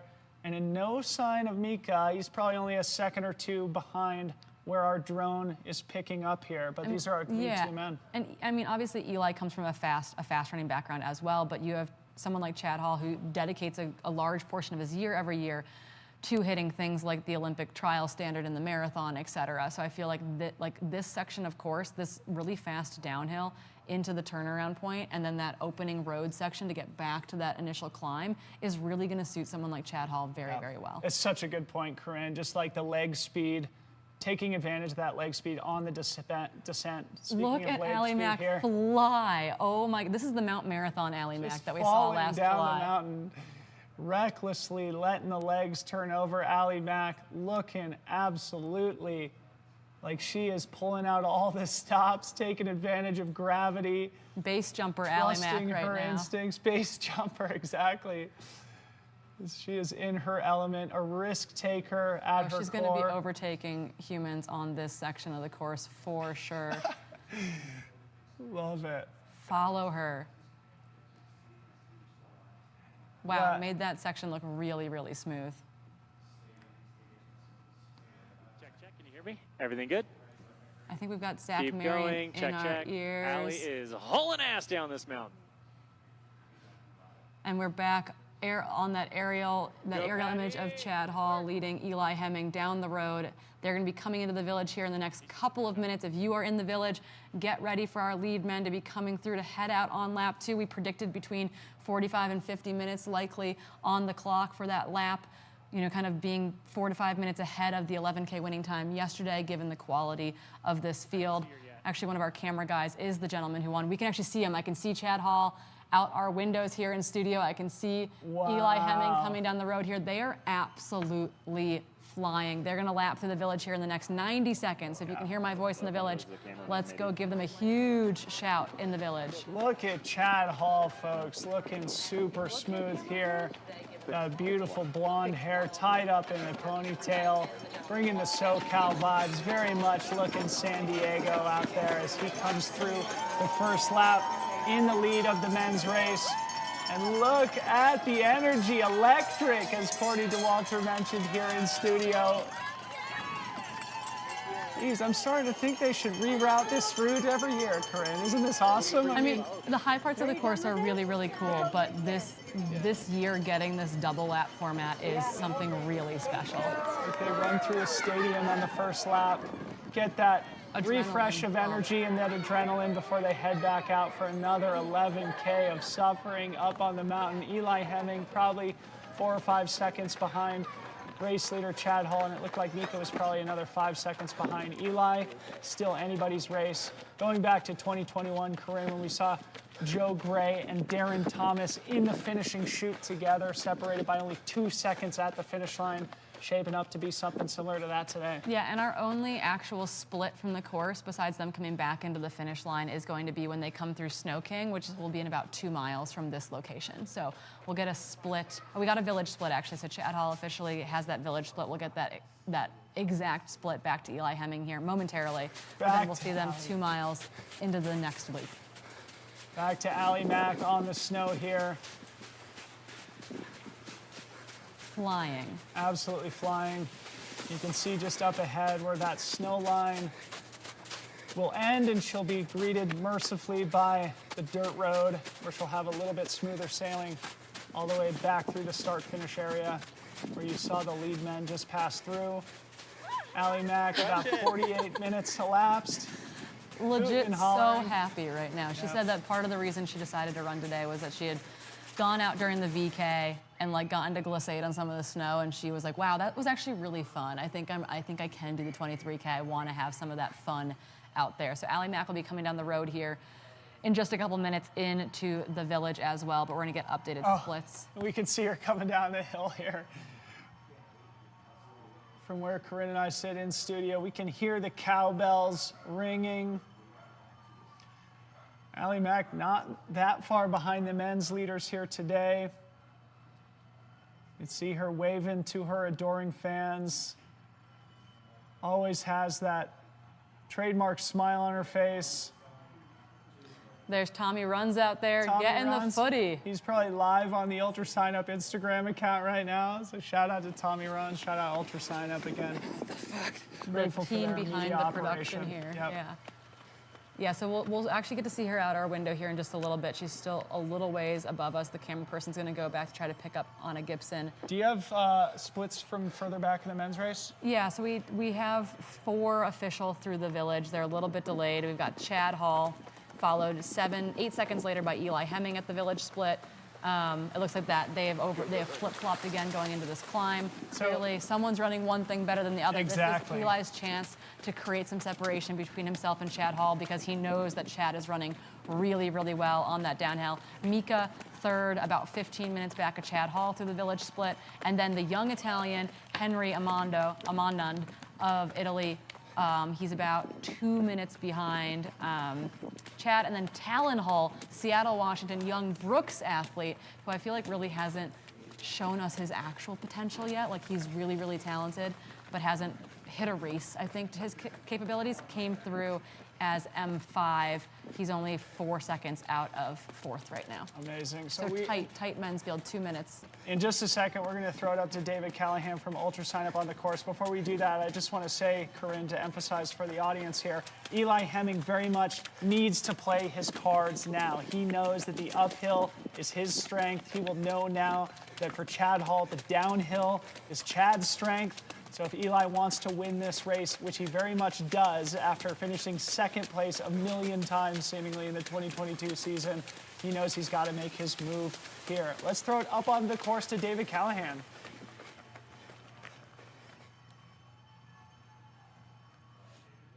Hey, Dylan and Corinne, hope y'all are doing well. Beautiful stuff up here. Thrilled to be up here watching these people sort of climb this last climb as they head to the top.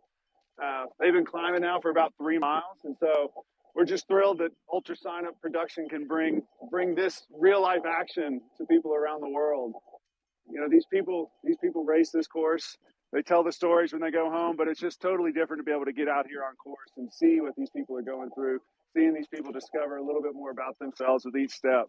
So we're just thrilled to be out here, loving, cheering everybody up this mountain. Smile, wave to mom, come on, smile. So we're just thrilled that Ultra Sign Up production team's done an amazing job on this day. So back to you, Dylan and Corinne. Thanks a lot. So that is David Callahan, one of the leaders of ultrasignup.com. Great guy. It's been awesome to get to know him over the last couple of years. He, his partner Jay, and the whole UltraSignup team are really doing great things for the sport and really taking that platform to new heights. Again, it's always been the go-to resource for race registration, for race result database, and now getting into the media and broadcast game. It is so good for the sport. As we look now for women's race leader, Allie McLaughlin, who should be screaming through the village here momentarily in the lead before she heads out on the second lap. Yeah, she'll be down here momentarily.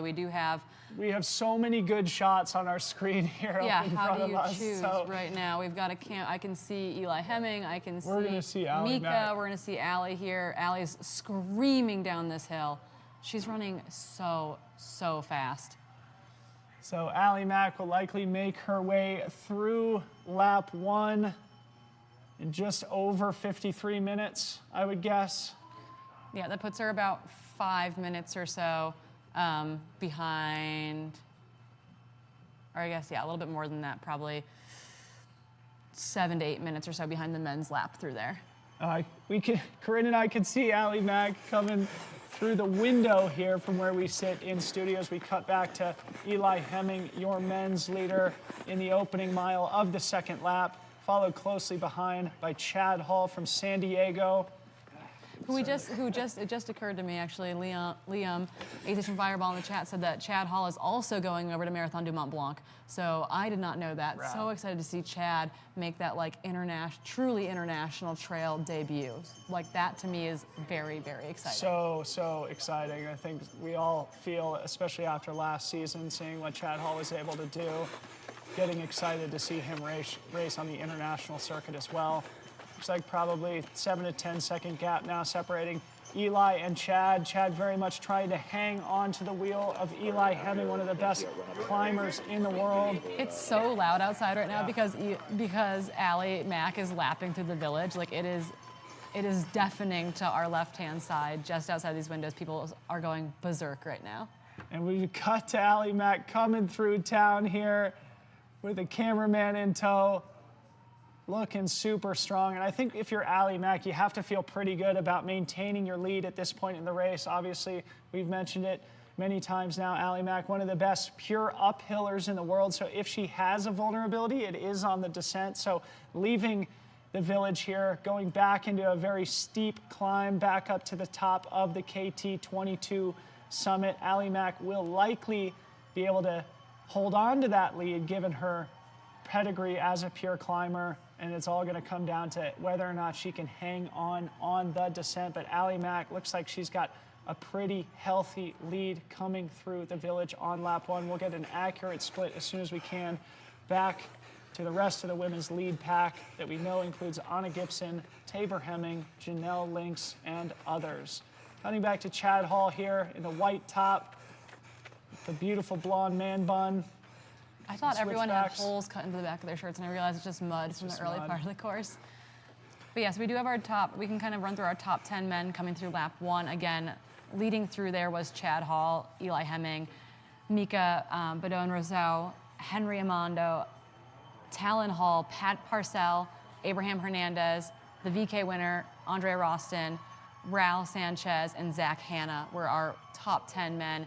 They're separated by just about 3 minutes or so from 1st to 10th right now. So lots can happen in the second lap. I do think that we will see some movement in that men's field as they make their way up the second climb. It is really hard to turn it back on to climbing legs after you've just bombed a big descent. Yep.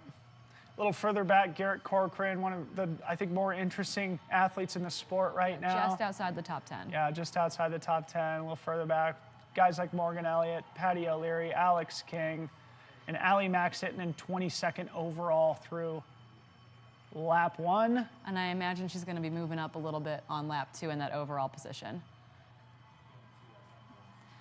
Yeah, so the 2 splits we get from course is Snow King, which is 2.1 miles into the loop, and then when they come to the finish line, let's see who we project to be behind Janelle Links there. We do think that behind Janelle Links, sitting probably in the 5th and 6th positions, are going to be the likes of Sarah Willett, who again was on the VK podium just on Friday morning, the athlete out of Great Britain.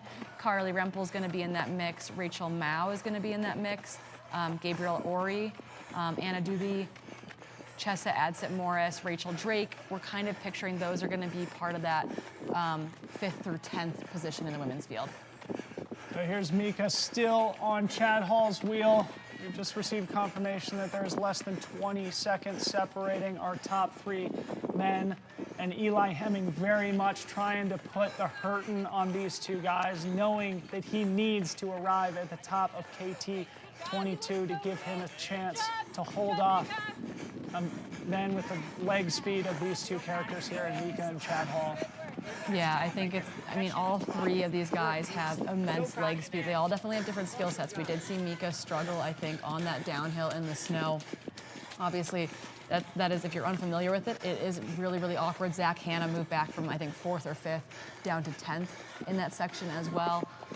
It's really, really awkward to keep your footing, etc. But right now, yeah, you've got Eli Hemming doing his darndest to put as much time between him and these 2 men chasing him as possible. I do think, though, if Chad Hall can see Eli heading into that snow, it's going to be really, really tight. It's going to be a race. I do wonder if someone like Eli Hemming might take a little bit more risk than he did on lap 1 or something on the snow in lap 2. Unsure if it's tactic versus technique and ability, but it's going to be, the men's and women's races are going to be a battle to the finish line. I just saw Mika there trying to catch a glimpse down the mountain, down those switchbacks to see what his gap is back to 4th and 5th place, and all the super talented men that are certainly giving chase for podium contention here in the 2nd lap. Mika still looking strong here again. Likely living in the Bay Area still, a recent Stanford graduate from the reports that I heard. So again, curious to get more intel. Yeah. If you have more intel on Mika, besides his Stanford running pedigree, slide into the live chat on YouTube. Would love to hear more background on this guy in 3rd place position right now. And speaking of that too, and I'm sure Liam Tryon can help us out with this. I'm pretty sure Chad Hall ran like a 102, like a 62-second half marathon 62-minute half marathon earlier this year. So Chad Hall, again, the brother of the great Ryan Hall, great pedigree in his family. Insane leg speed, bringing it to the trails and the mountains. Yeah, and important to note, while someone like Eli Hemming does live at altitude, we know that Chad Hall does train at altitude quite a bit, and according to our Strava intel gathered by Aid Station Fireball, Mika here as well has been getting into the Sierra, getting up to altitude, getting, while technically has been living at sea level in kind of the South Bay area, going to Stanford, he has regularly or routinely gotten up into the mountains a bit. So that is good.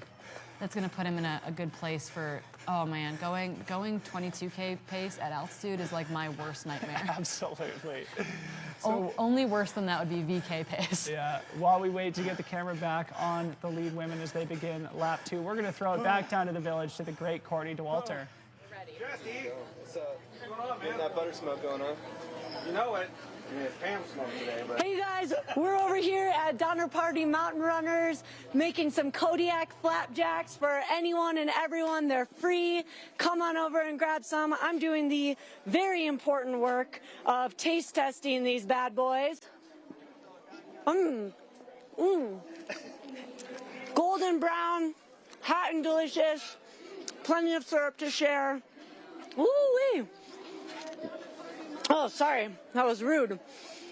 I love pancakes. I love them loaded with syrup. I think if I could choose between pancakes and waffles, I'm going pancakes all day, every day. Would you like some? I love waffles myself, but I love pancakes as well. We've got a couple comments coming in on the live stream. Oh boy. For you, Courtney. Do you think you could outrun a bear? Can I outrun a bear? I sure hope so. And if I can't, I hope I'm with someone who can't even worse. It's always just better to be faster than the slowest person. That's what they say. Is there any race distance you think a bear would beat you in? Any race distance a bear could beat me in. Ooh, let's throw that to the live stream. Human versus bear. What do you think? Who's winning? I think I maybe could take a bear if we're going for 200 miles. I don't know. What do you guys think? Trail runners are a weird lot. The next question is a bit different. Would you rather be stuck in a SeaWorld-sized tank with a great white shark or a knee-high river with a large anaconda? Your only weapon is a machete. Anaconda in a river or great white in a swimming tank? I'm going anaconda in the river so I can use my feet instead of having to doggy paddle my way around. I don't know though, that's a tough one.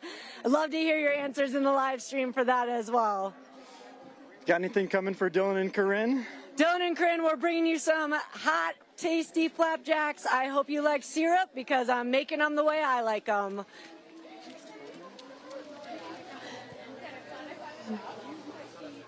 Oh my goodness, pancakes on delivery. I did Give make me her some promise. flapjacks. Come on, don't those Kodiak cakes have some protein in them too? Or They something do. like that? They're extra delicious. We buy our mix from Costco. Oh, That's our Kodiak cakes. All right, great intel in the chat here from Liam Tryon. Mika ran a 32:41 ascent on Mount Tam 2 weeks ago. That's Ooh. the fifth fastest Mount Tam ascent of all time. That is a fast Tam. And Mount Tam is probably the mountain that's been time trialed more than any other mountain in the world.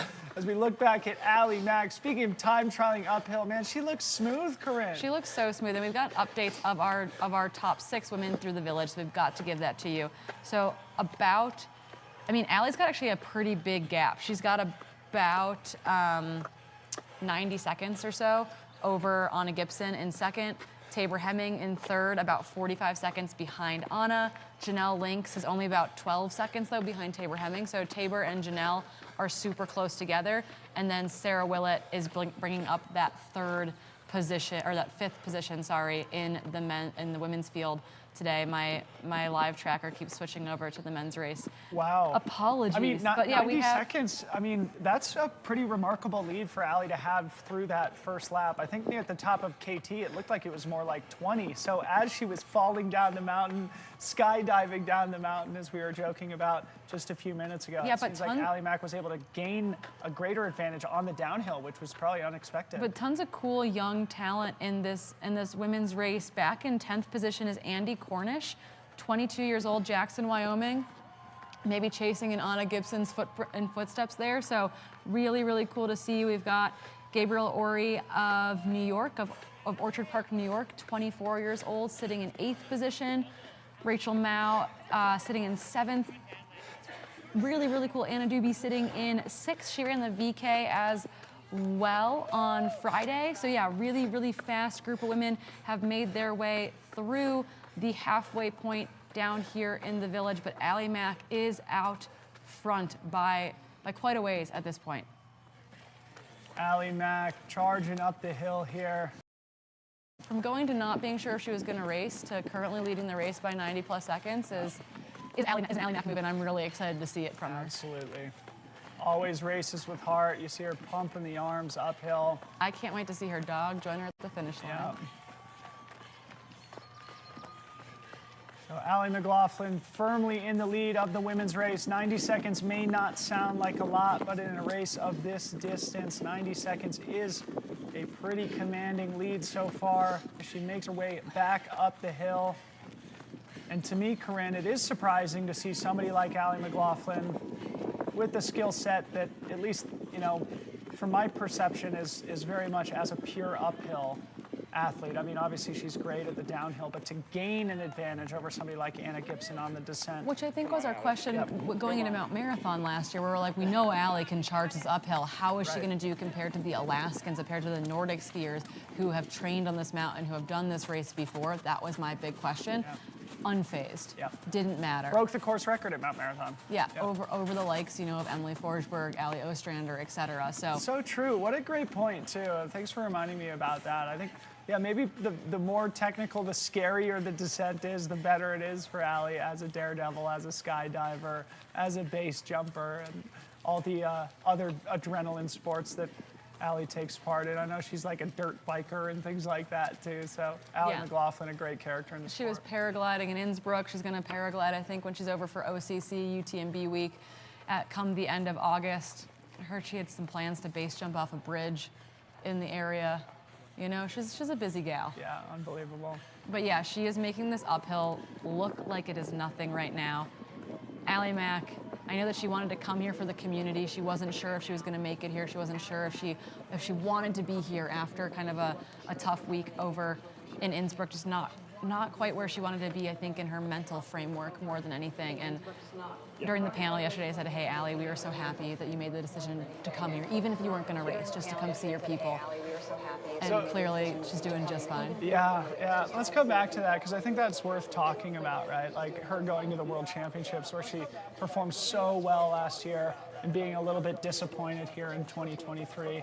I just wanted to go back to this text message I referenced a little while ago from my friend Rick, who bumped into Allie Mack. He said in text to me, ran into a mountain running girl you know named Allie Mack from the Springs. We were paragliding at the same spot in Salt Lake City.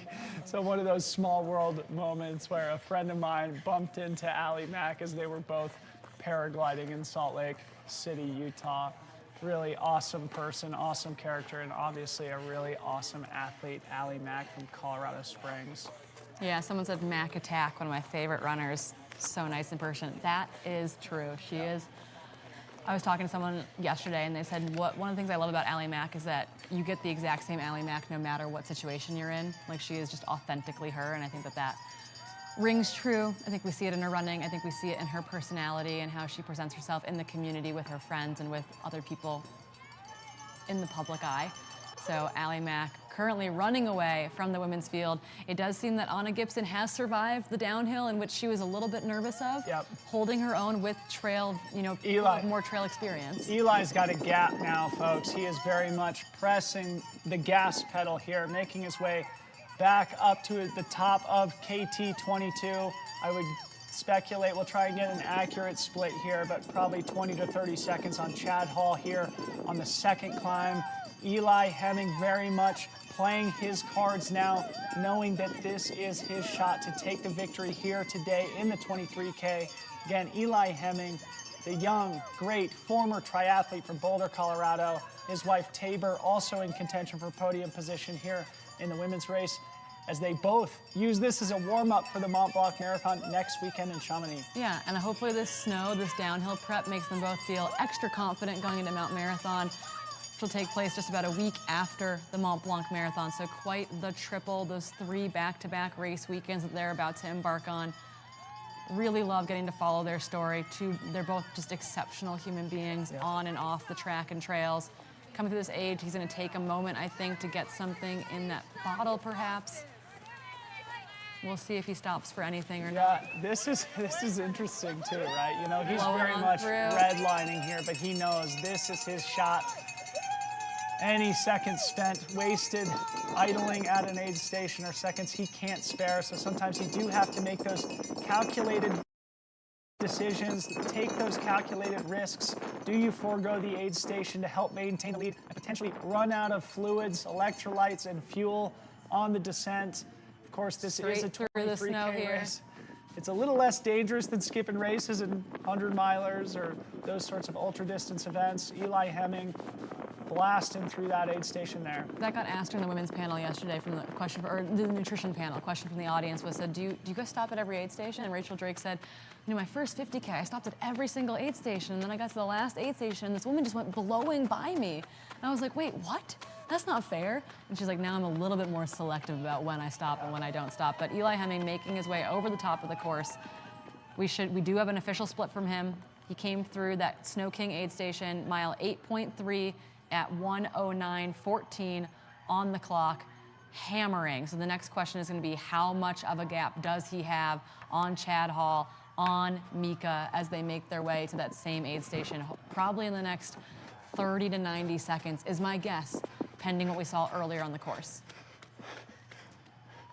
Yep, and one of the things that Eli mentioned on our panel yesterday was just how satisfying last year was, but also how frustrating it was for him in some ways, finishing second place several times. He finished second here at Broken Arrow in both the VK and the 23K. Corinne and I were talking about on Friday the incredible battle that he engaged in with Cam Smith in the VK last year, where the two of them went toe-to-toe basically all the way to the finish line.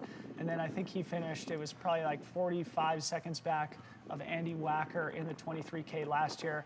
A double second place, certainly something to be proud of, but also a little frustrating for somebody like Eli Hemming, who certainly has all the skill, talent, and ambition to win these high-level races. He also finished second at the Whiteface Mountain Race over on the East Coast. He finished second at the Rut. He finished second at the Flagstaff Sky Peaks, part of the Golden Trail World Series, as we cut back to Anna Gibson. Yeah, Anna Gibson on your screen again. She's got that Trail Team logo on her crop. Again, that's that group that Andy Wacker has started, trying to bring young crossover athletes into the sport. So again, athletes that are going to compete in multidisciplinary sports. They're going to compete on the road, the track, etc. Coming into trail, they're going to compete as Nordic skiers, as cyclists, etc. Coming into the trail. So really excited to see what Andy has put together there. Mika is also kind of part of that crew as well, coming up as these crossover athletes, these young talents. So right now on your screen, yeah, Anna Gibson, she knew that she could climb really well. She felt really confident in her climbing ability, though she said she surprised herself during the VK, being able to take that win. She said, I'm not sure about my downhill ability, but clearly she's hanging with the big dogs. Hanging with the big dogs. I think it's important to say a few more words about this. I mean, we just mentioned Andy Wacker being the champion of the 23K in last year's race, taking the initiative, taking the leadership role to really identify and mentor and nurture the next generation. I think is a really admirable thing. Looks like Eli's got a pretty solid gap now on Chad Hall. There is Chad Hall. Let's see if we can get... Going back to this trail team thing and Andy Wacker, it's great to see him really like taking that initiative and trying to grow the sub-ultra category of trail running here in the United States. Corinne's got some great splits. Yeah, so the splits right now through that 8.3 mile mark, Eli Hemming came through there in 109.14, 110.55 on the clock for Chad Hall. So again, that was about that 90-ish second or so mark. Mika is about another 30 seconds behind Chad Hall. So that's 1, 2, and 3 through the Snow King 8.3 aid station. So right now it's really mostly downhill for these guys. They have a little bit of this KT 22 climb, and then they're going to really bomb the descent. But Eli is going to be trying to run every single step he can on this section wherever he can to try to increase as much daylight between him and Chad Hall. Chad Hall is not letting up whatsoever. He is still hammering this section. He's passing through, lapping through runners who are still currently on their first lap of the race. They've moved over to give him some room to come by. And Mika is not that far behind him. They had about 30 seconds at the aid station, and now it seems a little bit tighter than Let's talk about the head game here, because Eli obviously has his foot on the pedal, right? And he knows that he is earning this gap now up to 100 seconds, which is actually pretty substantial here in the opening couple of miles of the second lap here at the 23K. He knows that this is his shot. If you're Eli off the front, gaining the gap, what are you thinking here, Corinne? You're thinking go, go, go. You're racing. In my mind, it's not even like racing like...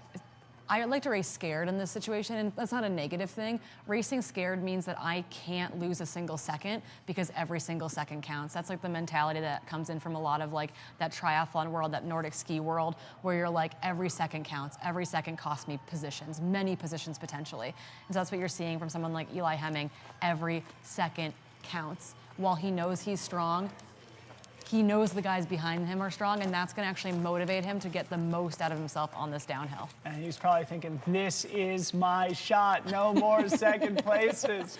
Yeah, second twice in 2022 in the VK and the 23K. Among others. And here's Anna Gibson, speaking of second place in the women's race. F2, Anna Gibson, 24 years old, from Seattle, Washington, by way of her hometown, Teton Village, Washington. Again, at home in the mountains, even though she is currently having just completed her senior season at the University of Washington in Seattle. Anna Gibson, your VK champion on Friday, doubling back in second place here today as she makes her way up this massive climb here on the second loop. Yeah, and I think what we're going to have to do here momentarily is cut to a quick commercial break before we come back live to bring you our men on that descent and catching back up with Allie Mack as well. So don't go anywhere, stay right with us and get into the live chat. Let us know who you are rooting for.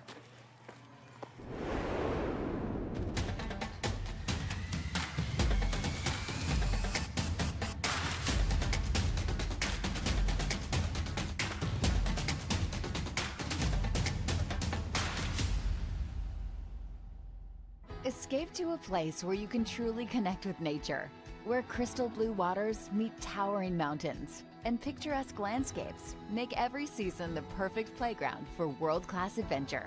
So dive in and feel what it's like to be on top of the world. Join us in preserving the natural beauty and take the Traveler Responsibility Pledge. Be mindful of others and save time using free transportation services like Tart Connect. Learn more at gotahoenorth.com.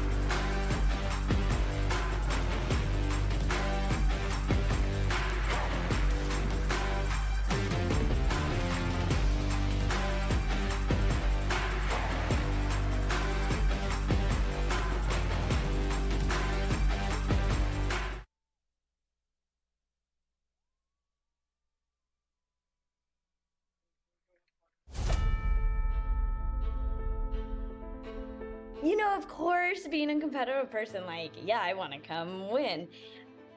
But that has not been the first thing on my mind about Broken Arrow. Coming there, there's a lot of people that I'm excited to see. I'm excited to be in the village with everyone roaming around with Harley.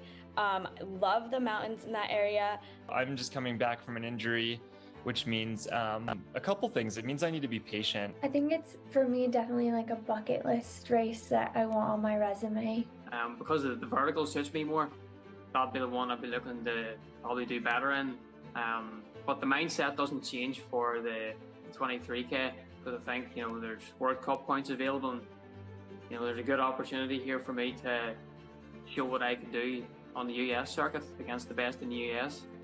My motivation for being out there this year is just to see what I can do, enjoy the course, enjoy being in a different place, and to have an opportunity to run with some of the best runners in the world. Yeah, try to win. Go out hard in the VK. You know, some people might hold back or what say you, but I mean, if I'm in contingent, I'm gonna push hard. So I've been dealing with Achilles pain for a lot of years. So I ended up getting surgery for that over the winter. One, you need to be slow. You need to make sure you're really strong. I've been in the weight room a lot to get ready for races and doing a lot of things just to rehab, but also to be extra strong. I think it caters well to my strengths because there are parts that you can run pretty quickly. What really helps me at the Broken Arrow course is that after you get to the top, it's pretty much all downhill. I really don't change my training for trail running from the road stuff. The goal is just to get as fast and as fit as I can, and then I can put it on whatever surface I want to. This last spring, I learned to paraglide and base jump. In turn, like now when I'm at a starting line, it's not quite as scary for me. Even in my last race, I remember thinking before the downhill, I don't know, base jumping came in my head, and I just like kind of like grabbed for my pilot chute. It's all mental, really.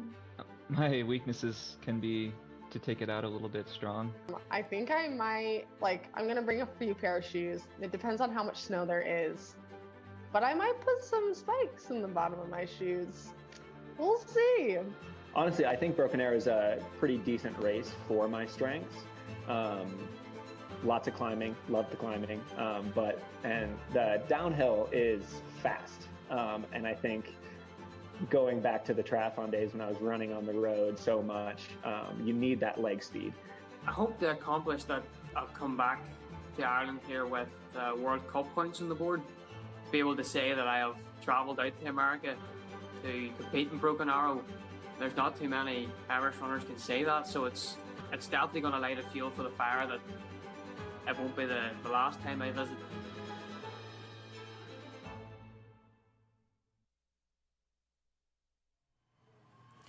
And welcome back in studio here at the 2023 Broken Arrow Sky Race 23K presented by Salomon. I'm Dylan Bowman, joined by Corinne Malcolm as we continue to watch men's leader Eli Hemming absolutely charging up the hill. Flying, and he's, you know, with him lapping through the field, you saw him there. There's kind of like a nicer path where most of the field is, and he's running in the looser, chunkier stuff. Some of them are moving over to give him a little bit more of a direct line, but what we were just looking at here in studio is how tight positions M4 through M7 at the Snow King aid station were. There's about 15 to 17 seconds separating Henry, Talon, Garrett, Pat Parcell. What a tight group of men racing through those 4th through 7th positions.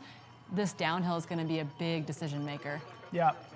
And one of the things you and I were just talking about is Garrett Corcoran. He was 11th coming through the first lap, now making his way up into 6th. He very much views himself as a great uphill runner as well. It's something we talked about on our panel yesterday ahead of today's race. Garrett Corcoran, again, the top American in the short trail world championship in Innsbruck last weekend, where he finished 14th place, currently sitting in 6th. Let's see if he can continue to move through the field. Yep, Allie Mack as well has also moved up a couple positions from the bottom. She came through the bottom in 22nd overall. She's currently up into 19th overall, making her way through that Snow King aid station at mile 8.3 in 1:20:48 on the clock. So she just came through there all about 2 minutes ago and changed. So the question is, where is Anna Gibson?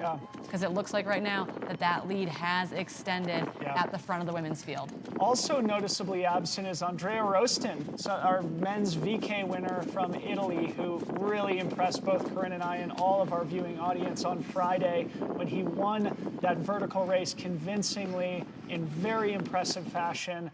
I was expecting him to be one of our favorites, one of our contenders here today. He is outside the top 20. Yeah, as well as like Liam Myro as well, who I don't know what happened on the first lap. I'm not sure what's going on out there, but yeah, another guy that was just 13th or 14th at Worlds in the Classic Up-Down, who we do know is fast on the road. Late decision to come race this event, not sure what's going on, but yeah, him as well, way, way back in the field. Eli Hemming absolutely motoring. You can see the effort on his face now. Getting his shoes wet, having to make those moves.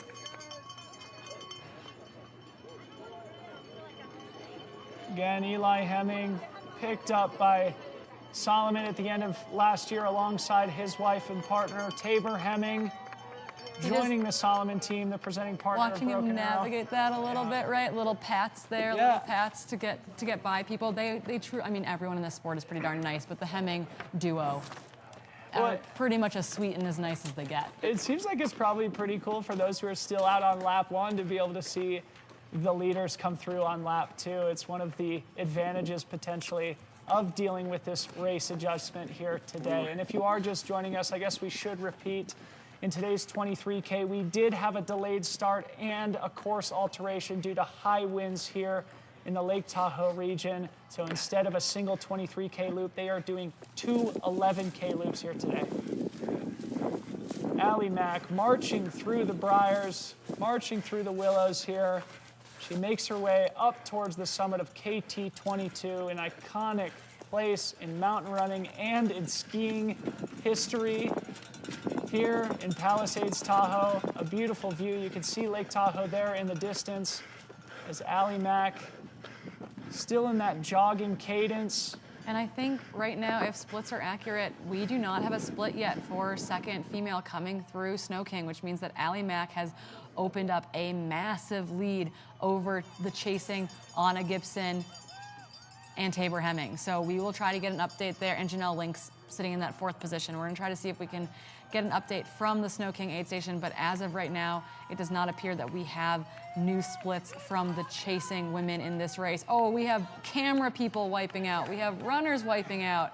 Okay, so Eli knows this is my shot. We'll see if he takes a look over his shoulder at any point. But recollecting back to the first lap, we started to see Chad Hall make up time on Eli Hemming here in the snowfield as they ran down the hill from the summit. He's passing the glissading mid-pack runners still out on their first lap. Eli Hemming well on his way to victory. And this is making me so anxious right now, like legitimately so anxious for him.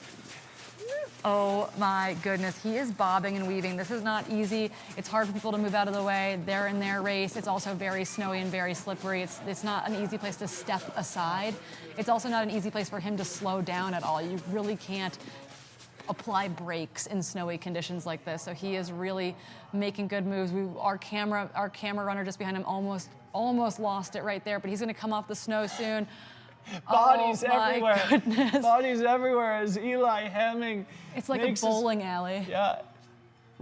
I'm not sure if we'll have Zach Marion on the ground to give us his first person interpretation of Eli's technique and body language. More people glissading down the snowfield as Eli Hemming keeps his balance, if only barely. Update from Snow King. Second woman through there is Tabor Hemming. Anna Gibson's tracker has not gone through there, and that puts Tabor Hemming 5 minutes behind Allie Mack at the 8.3 mile aid station. So Allie Mack has opened up a massive lead over Tabor Hemming and Anna Gibson. Yeah, massive is even an understatement in this context, Corinne. 5 minutes after a 90-second lead. That means she has put another 3.5 minutes into her competition in probably less than 3.5 miles. Allie Mack taking control of today's race. Janelle Lynx is now through there. She's about a minute behind Tabor Hemming. So Janelle Lynx and Tabor Hemming 2 and 3 right now. There's about a minute between the two of them. Anna Gibson tracker has still not come through Snow King. Part of me wonders too, like they're an hour 20 plus into this race. Anna's been training for the 1500, right? Like this is a big jump in distance. But look how fast Eli Hemming is going down this snowfield right now. This is absolute madness, and you can see the thousands of foot strikes implanted in the snow between all the races that have occurred here on the race course over the last 3 days. Eli Hemming finding a merciful patch of dry ground here as he bombs down the hill back towards the finish line in what he hopes to be probably the biggest victory of his career so far. And it looks like we do have Zach Marion ready to give us an update from the snowfield out on course. Zach, how are things going out there? The conditions have dramatically changed out here with 2K to go. With all these athletes coming through, you can see that the snow has turned into slush. And we had Eli go through 1 minute ago. He is our lead male, and we have no sight on male 2 right now. He's put a huge gap in on this. And to be honest, his first round through, he looked most comfortable on this terrain more than anyone else, just like Allie Mack in the lead. I think that this is a technical runner's dream right through here. This is where they're going to make the gaps. This is where they're going to increase the gap that they have, all right through here. And Eli knows he has to push hard because this final 2K, if Chad were to catch him, it would be a road runner's race because it's clear conditions after this. So, thank you so much, Zach. You can see everybody behind me just going down in this terrain. The snow has softened up quite a bit. All the amount of athletes that are just crushing through it has softened it. It is a just mess up here, but so much fun to watch. We're in the best part of the whole course. We're going to send it back to you guys. We're going to keep eyes out to see if we can get male 2 and F1. Unbelievable, Corinne. Thanks so much to Zach. Eli Hemming very much in control of today's race. It would take a miracle at this point for Chad Hall to make up that ground. Yeah, I think Eli knew if he got to the snow with enough lead and was able to make it into that downhill and make it to the road in particular, that he was going to be clear of Chad Hall, and that is exactly what has happened here today. I did get an update from Bridget. Liam rolled his ankle in the first lap, so I think he is retired from the race today, which is a bummer. That's what I was worried about when I didn't see him lap through. So right now we got this beautiful aerial footage of M1. This is Eli Hemming in that red Salomon kit, making his way down through all these other runners that are lapping through on their event too. And I love, I mean, out and backs and looped courses, some people hate them because it's like, oh, it's redundant. But I love it because you get to see everyone, both as a front of the packer and a mid or back of the packer. It's kind of nice that everyone is like still within the same zone, cheering each other on, getting to witness each other experience the day. We do have some footage up higher on the course of Chad making his way. Yeah, we could cut to camera 8 and just show Chad real quick before we see Eli's finish. Chad also looking like he is flying down the mountain. Yeah, so if we can get to cam 8, there we go. Chad Hall again, a 61 or 62 minute half marathoner. This might be Jeff Stern chasing. He was camera 8 during the VK, so this might be Jeff Stern keeping up with the likes of Chad Hall through that snow, making it look easy out there. Unbelievable. And Chad Hall has one of those strides where you can just tell the dude can move on flat ground. Looking over his shoulder though, he's looking for Mika, wondering if he's safe as he hits the type of terrain that he probably feels most comfortable on. That is non-technical, smooth dirt road running with a slightly downhill trajectory as they make their way back down here to Olympic Valley, to the village. Eli catching a glimpse over his shoulder. It sounds like from out on course, it is possible that Anna's tracker just didn't pick up at Snow King and that she is still in second, but about 3.5 minutes behind Allie Mack. And we are going to get a glimpse of Eli Hemming through the window here any second. Eli Hemming in the bright red Solomon jersey. Second place here in the VK and the 23K last year. Not racing the VK this year and taking home the biggest victory of his career, a championship here in the 23K at the 2023 Broken Arrow. Yeah, really, really impressive running for him. I think he and Tabor stepping out of the VK allowed them to focus on this and focus on the triple that is coming up. He's not quite to the corner that we'll be able to see out our window here in studio. But again, want to also reiterate, we do believe that Anna Gibson's tracker just didn't pick up at Snow King and that she is in fact in second, which would make it Allie Mack. 3.5 minutes later, Anna Gibson. There he is. 2 minutes behind her, Holy smokes. Tabor Hemming. So 1, 2, 3, Allie, Anna, Tabor. But yeah, we just saw him fly by our window here.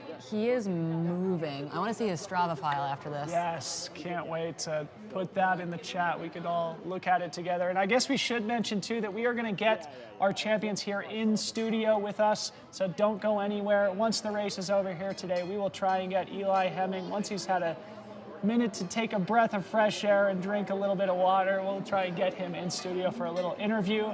But Eli Hemming, an absolutely impressive performance here at Palisades Tahoe, the 2023 Broken Arrow Sky Race champion. Here he comes.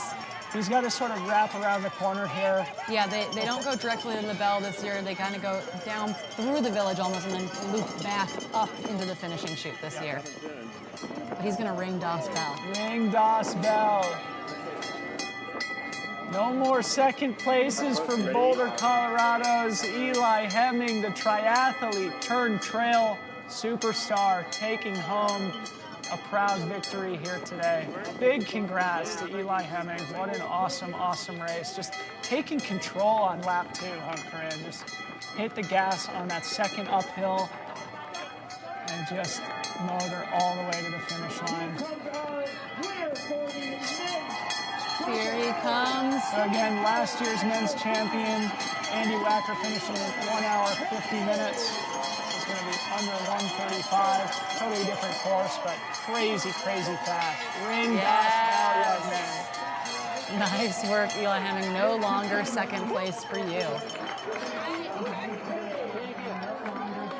What a stud. What a crazy, impressive athlete he is. We're going to ask him about that molecule tattoo on his arm when he comes into the studio. Yeah, one of the things we were talking about on the panel yesterday, again, it's just like, you know, he's been an endurance athlete his whole life. He said that his parents started a triathlon club in his hometown in, I think, sort of rural Colorado. And so he sort of grew up in a multi-sport, endurance sport family. He's been doing it for as long as he can remember, transitioning from a pro triathlon. We've got Chad Hall coming down the road. If we can get a split screen, I think we've got cameras maybe chasing Chad as he approaches the village. I can just see Chad's blue shorts through the windows here as he makes his way down the final stretch of road into the village here. Chad Hall is going to be your second place male in the 2023 Broken Arrow 23K this weekend. It'll be interesting to see the final split here, coming through the first lap together. If Eli was able to do that second 6 mile lap a couple minutes faster, that's pretty wild stuff. Yeah, we can hear the applause as Chad Hall makes his way towards the finish line. We're gonna see if our camera can pivot back to that shot of the bell as Chad Hall, go back to that maybe fixed finish line camera. There he is, oh, we got our runner on him. Perfect, Chad Hall, your second place male here today. Sounds like he's going over to Marathon du Mont Blanc next week. That will be a rematch between him and Eli Hemming. Yeah, and another great result here for Chad Hall as he continues to rack up the resume in trail. Stairs in the finish, that's brutal. Yeah, his form, his technique, you know, you can tell he's coming off that marathon training, right, where he's just doing endless intervals on the road, just developing the speed, create that just super smooth running cadence for Chad, easily transitioning from the roads to the trails. Also comes from a triathlon background, the younger brother, Ryan Hall, one of the all-time great American track and field athletes and marathoners. A great athlete in his own right, Chad Hall, ring das bell. Nice work, guys. It's like probably 2.5 minutes. Yeah, no, that was sizable. We can get an official split here in 1 second. Yeah, they got Anna Gibson's tracker to read actually at the top now, so it's official. It's about 2:12 or so, yeah. Eli Hemming, Chad Hall, your first and second place finishers in the men's race. We are likely going to see Mika Bowden-Rousseau, the young buck from the trail team, the recent graduate of Stanford University, who will likely be our third place finisher unless he has lost time here on the second lap. Yeah, he is being chased by a group of guys that are all chasing each other, and kind of like as in cycling, right? Like harder being a solo person out front when there's a chase pack behind you. So true. Cutting back to Allie Mack, women's leader. Back to Mika here, who will indeed round out the men's podium here. Is he 24 years old, I think he is? Yeah, 23. 23 years old. Part of the trail team we mentioned earlier. Being mentored by the great Andy Wacker. Mika Bowden-Rousseau. Young man, welcome back to Palisades Tahoe. Huge third place finish for him. 1:38.35. I feel like Andy very casually introduced us to him the other day. Like, oh yeah, he jumped into the VK last year, but you know, 1 year of actual, like maybe some trail time. Look how good he did this year, type of thing. So he's on the up and up. He had that taste of trail last year, and I think he's actually like finishing up his career at Stanford. Now he's really ready to come to the trails. Yes, he looks happy too. He looks gassed, as it should be after ripping 23 hard kilometers here in Olympic Valley. So fun, Corinne. So many new characters in the sport right now, you know? Like 2 years ago, we didn't know who Chad Hall was. We didn't know who Eli Hemming was. We certainly didn't know who Mika was. And now all three of them on the podium here at Broken Arrow, one of the most important races in North America. We can cut to camera 4. We can see the great Allie Mack as she cruises down the hill here, comfortably in the lead of the women's race. The last split showed that she had about 2 minutes and 12 seconds over Anna Gibson, the VK champion from Friday. Allie Mack looking comfortably in control here as the women's leader. Yeah, she looks really, really smooth. We do know that at the top she had, you know, about just over 2 minutes of a lead over Anna Gibson. Curious to know kind of what that changes, what that looks like. So basically she put another, you know, 45 seconds or so to a minute on Anna on that climb. But it's gonna be, I'm really excited to see Anna make it through today, experience that downhill, experience a much longer race than what she's been prepping for, what she's been training for. And really, like, you know, this is this is an early Anna Gibson. Oh, totally. It's such a good point, Corinne. I'm glad that you mentioned that. It reminds me of what I was talking about with Eli earlier, about how last year it was like all about just gaining experience, developing the technical skill, right? Yep. It's not the talent. It's not like the work ethic. It's like you've never eaten during a race before. Oh, I had to carry a water bottle. Oopsies, right? Like that is a thing that it's like if you've never experienced that before, it's a weird lesson to learn. Back at the finish line, looks like we have a couple more guys who have come in. Go, runner. No. I think that might have been Talon Hull in the black. Oh, Ali Mack goes down. Good recovery. There's Henri Hermon, our Italian athlete who was on the podium at the VK on Friday. Oh, and there's Garrett Corcoran. Yeah, so right now officially, so yeah, Eli Hemming, Chad Hall, Mika, Talon Hull was fourth. That's a huge performance for Talon Hull. I feel like that is him like doing what we know he could do.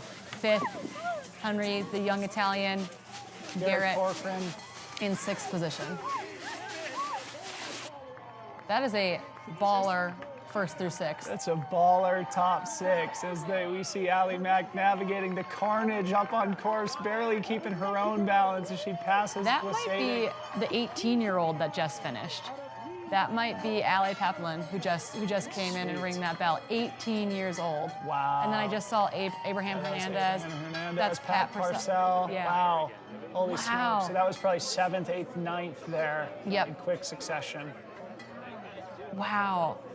I'm pretty sure an 18-year-old just snuck into that top Great race 8. from Pat Parcell too, huh? Massive race for Pat Parcell. Local baller and certainly like, you know, somebody who would probably view his own skill set probably in a longer distance, at least 50K plus here in the top 10 only. And as mountainous as possible as well. I think he has had the Desolations, like 7 summits of Desolation record on both foot and on skis. Yeah. Like he is an absolute mountain maniac. Speaking of mountain maniacs. The 18-year-old getting high fives and fist bumps from absolute legends. Stud. So that's Ali Pampelon here from Boulder, Colorado, 18 years young. As I told Andy Wacker, you got to start recruiting younger, man. Sick. 1 hour, 41 minute, 33 second split for 18-year-old Ali Pampelon.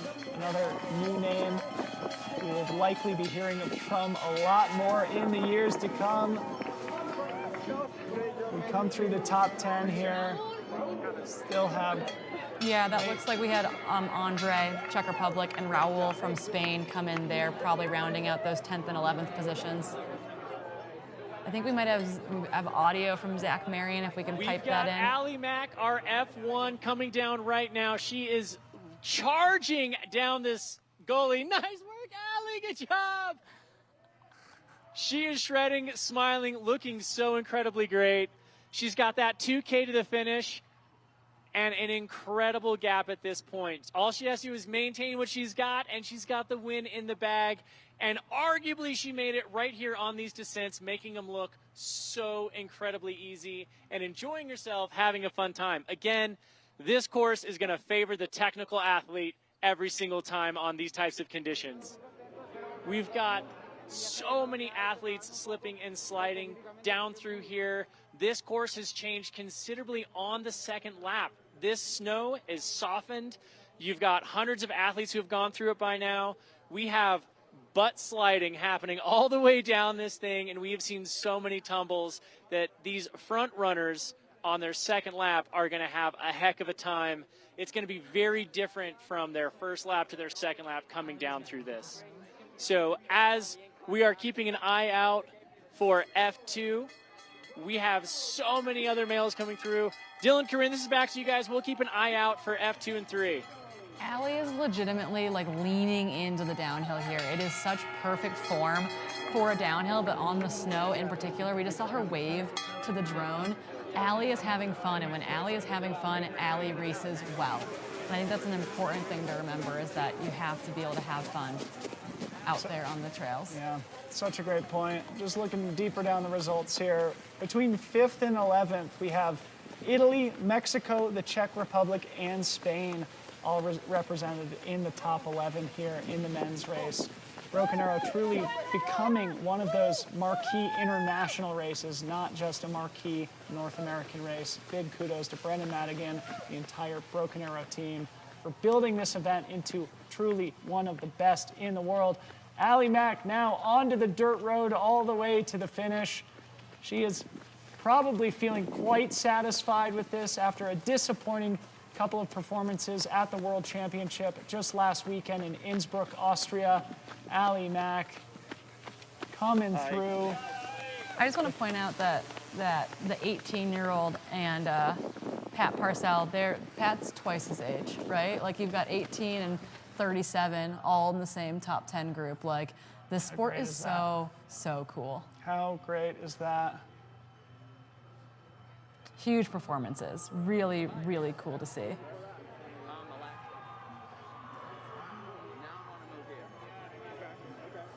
People are losing it outside the studio walls for the finishers that are coming in and for those that are lapping through right now. We anticipate we will see Allie Mack through our window here shortly.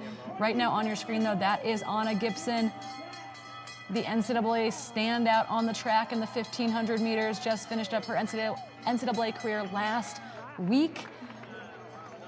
Quick turnaround from NCAAs to Broken Arrow sky running.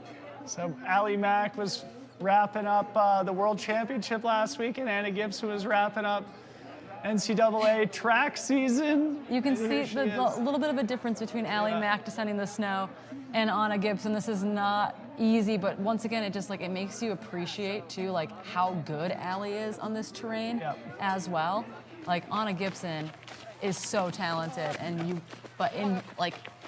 when you watch Allie versus Anna descend that, it's still night and day. And we've got Eli Hemming in the building here, the men's champion. So as soon as we see Allie Mack and a few of the top women finish, we're gonna pull Eli into the studio here for a quick interview, so don't go anywhere as we watch Allie Mack smash this dirt service road on the ski resort, hugging that right side. It looks a little softer over there. So she can go max effort, full gas downhill, not looking over her shoulder. Staying out of trouble over there. Yeah, absolutely flying on this downhill. And I imagine we'll see Harley, her dog, greeting her at the finish line. Smile on her face. Rocking her Hoka kit, new to the Hoka team this year. So last year, Allie Mack was just about 2 minutes behind Sophia Lockley, who's the 2022 23K champion. And let's see if she's able to win by at least that margin here today as the 2023 Broken Arrow SKYRACE 23K champion. Allie Mack going from second place to first place here at Broken Arrow. No VK for her this race weekend. It'll be interesting to hear from her whether that left her feeling a little bit more fresh here for Sunday's race. Yeah, or just gave her the time to actually get into the right headspace to like want to toe the line. I think that was a big deal for her, was like making the decision to come and then making the decision to race. She really had to get herself into the right headspace to feel like she was going to go have a good time out there. So a couple more switchbacks here for Allie Mack before we see her charge down the finishing chute. Big thank you to our production help from UltraSignup. So cool to see UltraSignup.com pivoting from not only being a registration platform, but to being a full-blown media house, also doing race day live streaming. They also send out a great newsletter. Corinne, you host a podcast with the good people at UltraSignup too. Yeah, Buzz Burrell is out there on the mountain somewhere. We should probably try to track him down as well. He's my co-host for the Trailhead podcast. We're actually going to record later today to talk about his Broken Arrow experience and my Broken Arrow experience on this side of the camera. But oh my goodness, what we can see on our side is we've got some other cameras up, and Anna Gibson isn't off the snow yet. She's almost to the road, but she's not 100% clear of the snow. She's going to be on that section shortly. So Allie Mack is going to take this by several minutes, I would say. My guess is that she has extended her lead over Anna Gibson at this point, which means that we're looking at Allie Mack taking the win by probably 3 or so minutes.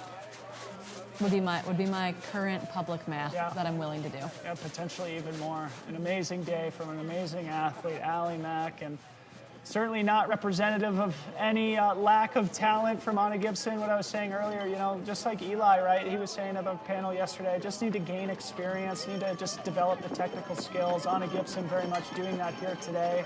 Likely take home a second-place performance in her first broken arrow. A great place to build from for the future. Allie Max coming into the village here. Things are getting really loud outside. Your women's champion in the 23K at the 2023 Broken Arrow Sky Races presented by Solomon is going to be Allie McLaughlin. She is flying past our windows right now to thunderous applause. Can't wait to watch her around this next couple corners. Unbelievable, Allie Mac. Where's Harley? Bring us the dog. Enjoying every moment of it as we see Mael Backhausen there with the GoPro. Big shout out to Mael. He's been manning the Broken Arrow social channels all weekend, working hard, as is everybody from the Broken Arrow organization. Making it possible for Corinne and I to sit here in studio and bring this great story to you as we watch your champion, Allie Mac, round finishing turn. Come on! Oh my goodness. Adoring golden retriever, the dog that follows her everywhere. Her Allie best Mac, friend. her best friend.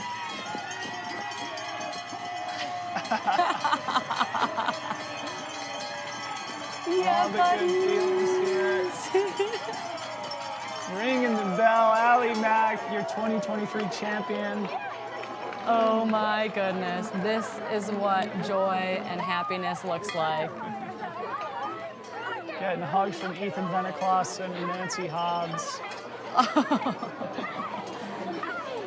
Yeah, last year we didn't know it was her dog when it charged at her in the finishing chute, and we got a little bit concerned for her safety. Thought some spectator had let their rogue animal attack the second place runner that year, Allie McLaughlin, as she was coming down the finishing stretch, and the chat was like, no, that's her dog. I was like, oh, I feel stupid now. Yeah, we're like, oop, right, missed the puppy. And I just want to say what a great vibe it is down there in the village. If you are anywhere close to Olympic Valley right now, you should come down and enjoy this vibe here at the finish line of the 23K, wrapping up an amazing weekend of racing here at Broken Arrow. Yeah, and we do know that Anna Gibson is on the road. She is making her way down the fast service road towards the finish line. We've got our follow cam on her as well. This is a long race for Anna Gibson. I think she had to feel a little bit better that it was becoming a two-lap race, maybe, that she'd get to see the snow before she descended it for a second time. I'd be curious to know how she felt about stepping up in distance this weekend. And then Tabor Hemming is also on the road. Wow. So F2 and close. F3 I don't think are all that far apart. So we're going to have a race to the finish line between Anna Gibson and Tabor Hemming. I don't know if Tabor can see We could have Anna. a double Hemming podium here today, folks.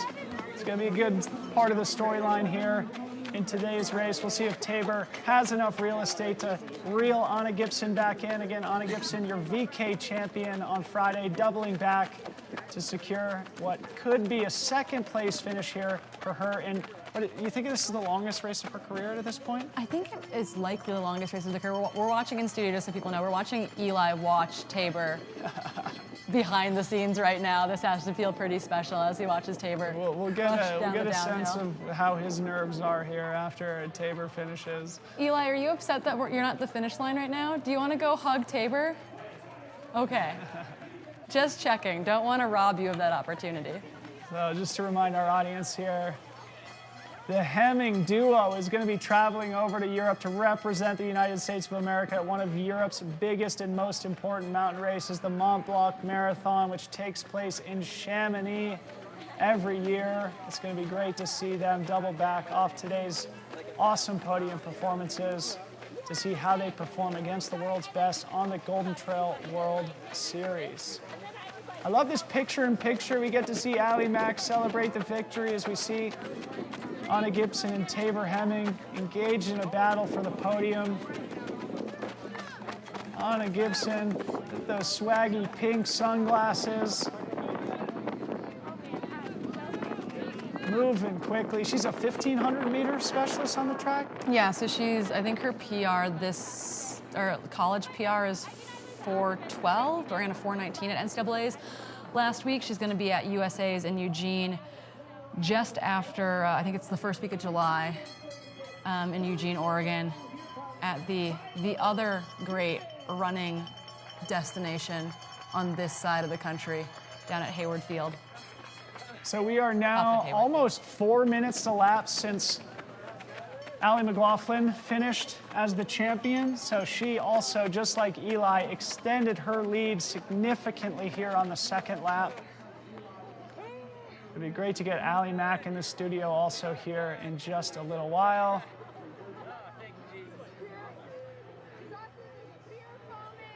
And Anna Gibson still has a little bit to go, so I mean, this gap could be quite substantial, Corinne. Yeah, no, I think it's really opened up a lot. I mean, we got to, once again, that's Janelle. Yeah, okay. We also, I mean, we got to watch both Allie Mack and Anna Gibson on that snow, and Allie running on that snow. We did watch her take a tumble, but Allie running on that snow is as if she's running on a normal road surface. I think a lot of the other athletes out there definitely struggled more so that are in that top 5 right now. But Janelle Lynx looks really good on this road section as well. They are all bombing their way down this hill to get to the finish line. Anna's almost to the finish line here. She's gonna wrap her way through the village and then come down into the finishing chute to ring Das Bell. So impressed with Anna. Again, a big shout out to Andy Wacker and the trail team for identifying athletes like Anna Gibson, for identifying Nico, our third place finisher in the men's race, giving them the resources, the knowledge, the mentorship to be successful on the trails, and to show these great young athletes that there's other opportunities than just pursuing a professional career on the track and on the roads, and that the trails offer a welcoming home and a wonderful community and a great opportunity and platform to compete against amazing athletes. Anna Gibson's going to be your second place female today in the 2023 23K here at the Broken Arrow Sky Race. In my mind, this is really exciting. I'm anticipating that this is better than she hoped for in this race. She was really worried about the downhill portion of the course, and I'm thrilled for her to cap off her weekend with a first in the VK and a second here in the 23K, and she's taken home a nice chunk of change. I mean, just thinking back to last year, Allie Mack was first in the VK, second in the 23K, Anna Gibson following in Allie's footsteps. Yes. 24 years young, ring Das Bell, Anna Gibson, incredible weekend for her.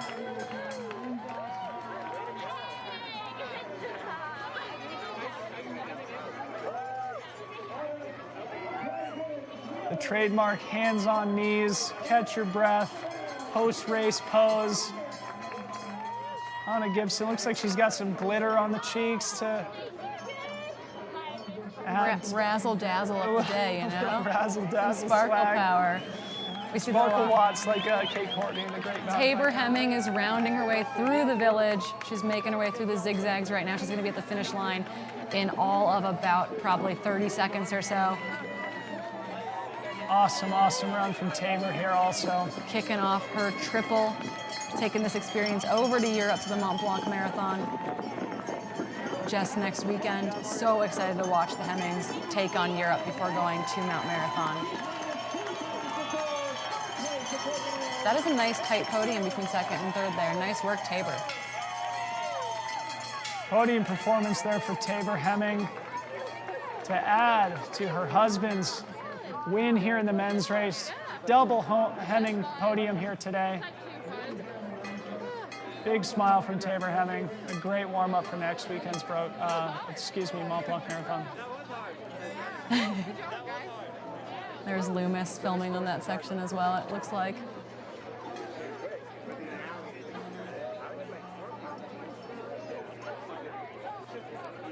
And Janelle Lynx shouldn't be that far behind. She'll be our fourth place female to make her way in to the finish line here.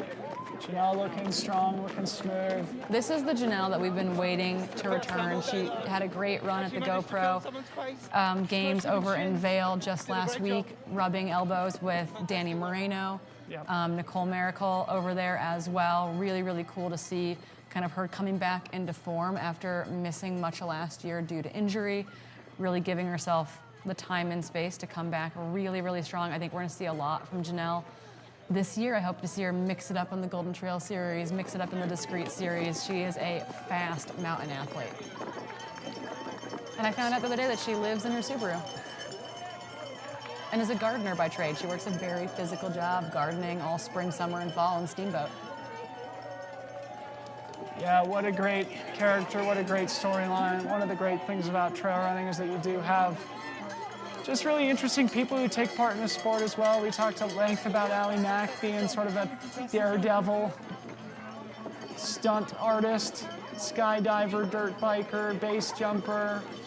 Now Janelle Link's a gardener, someone who deeply cares about the environment, lives by her values, and also is not afraid to pin a bib on and go full gas against the world's best. Janelle Link's your 2021 champion here, taking home a proud 4th place performance against a deep international world-class field at the 2023 Broken Arrow SKYRACE 23K. The home stretch here for Janelle Link's. Yep, and who we imagine is going to be chasing her, right? We've got Sarah Willett, Anna Doobie, Sarah Gull, Rachel Mao, Andy Cornish, Gabriel Ori, Laurel Moyer, and Chessa Adset Morris are going to be in those 5 through about 12 positions chasing down this final descent. Taking an immediate seat there for Janelle. Catch your breath, have a sip. You earned it. Double thumbs up. The young guns that were out there. Mixing it up with all the legends.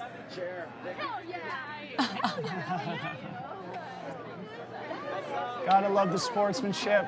Allie Mack hanging out, greeting all of her fellow competitors.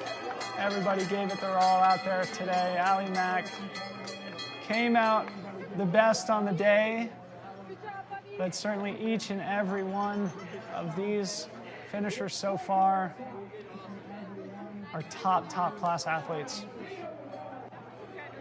Hugs galore at the finish line. You love to see it. It's what it's all about. Yeah, no, it's like everyone is trading tales, stories from the trail, how things went, where they went wrong.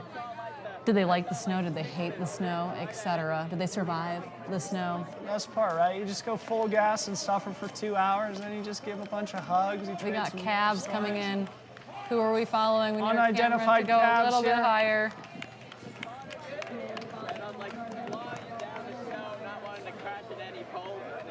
Let's see, who do we have coming in? I believe it is our 5th place female.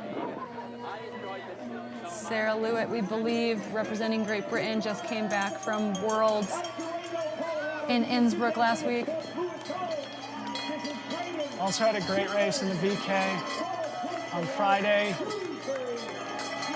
Corinne and I are standing up in studio here. It's too exciting to sit down anymore. Trying to stretch it out a little bit. Stretching it out, ringing the bell. 5th place finisher. I think that's Sarah Willett. Yeah, Sarah Willett from the UK.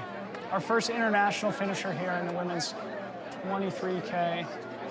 A solid 5th place performance for her. She was 3rd in the VK, I think? She was 3rd in the VK, yeah. She finished just behind Jade. It was like really tight between her and Jade, making it up the final pitches of the VK.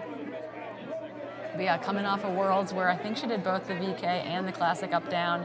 Big smile from Sarah. Yeah, super excited to see her come over here and mix it up with these women. Hopefully she liked the snow out there.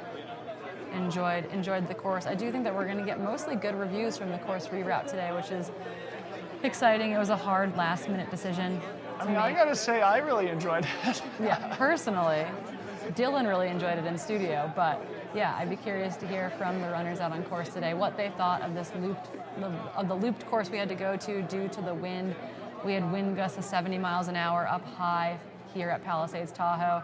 So we kept our runners on the lower section of the mountain, utilizing the 11K course from yesterday, doing 2 laps of that course, making that pivot really, really smoothly early this morning as we all sat around here in the studio saying, what are we going to do? The trams can't run. We can't get medics up on course. Yeah, I mean, pretty impressive to see how they rolled with the punches too, Corinne. I mean, like this morning, the two of us arriving and walking into a studio of composed but nervous. Serious and nervous, yeah, looking production staff and race organization staff who had to figure out a way to, you know, sort of make lemonade with the lemons that they had, right? And a lot of gusting wind, no ability to run the tram, got to reroute the course.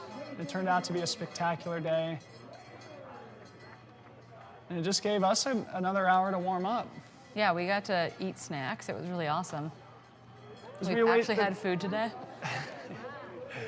We did. We were able to go get a little bit of breakfast as we await the second half of the women's top 10 here. Where are we expecting to come in next? The tracking's a little bit weird here. Yeah, so we expect Anna Doobie to be our next athlete in, but we are going to split our screens, go to a little bit of an athlete vignette while we wait for our 6th, 7th, 8th women to come into the finish line here in not all that long. So don't go anywhere. Stay right here. Join us in the live chat. We'll be back in just a couple minutes. I think it's important and interesting about Broken Arrow is that there's something called the WMRA World Cup, and Broken Arrow is part of it. And this is a really prestigious set of trail races that are sub-ultra, which is near and dear to my heart. And almost none of them are in America. And Broken Arrow is really changing that. I feel like it's one of the few sub-ultra races in the US that has somewhat of a level of international acclaim. I'm a super competitive person. And honestly, like when I was getting into trail running, it was like, this is super fun and I love to push myself and try to be as good as I can be. And so Broken Arrow was that place that we're told by everyone, like, okay, if you want to get some competition early on, go to Broken Arrow. I'd heard that Tahoe is a beautiful area, and I really wanted to see a part of the country that I hadn't seen before. You know, the snow is going to be really interesting this year. I've heard in years past, I've heard less about the 2017 year, so I'm excited. The environment too of making it such a community, like I think they try really well to like envelop everybody in the festivities. I'd always had it in the back of my head that if it ever did come up, the opportunity to travel over to America, I would take it. It's a new country for me to visit, and especially when I hear the stories about Broken Arrow and I see the pictures from it, just the landscape that it takes place in. For me, it's just a different experience, and it's one that I'm very much looking forward to. Tahoe is really special to me, and my mom and my dad got married out in Tahoe. They got married out on the lake. So back in 8th grade, I also did a 100-mile bike ride, and it was to raise funds for cancer. And in 8th grade, that was pretty close to home to me as to why I did it, because my dad passed away from cancer when I was in 5th grade. So Tahoe was definitely super special.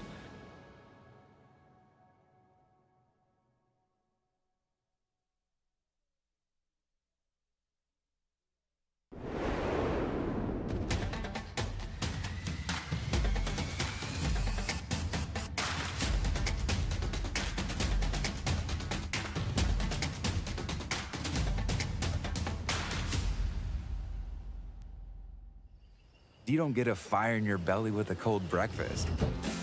You gotta light that sucker up with the good stuff. The real stuff. Whole grains and a whole lot of protein stuff.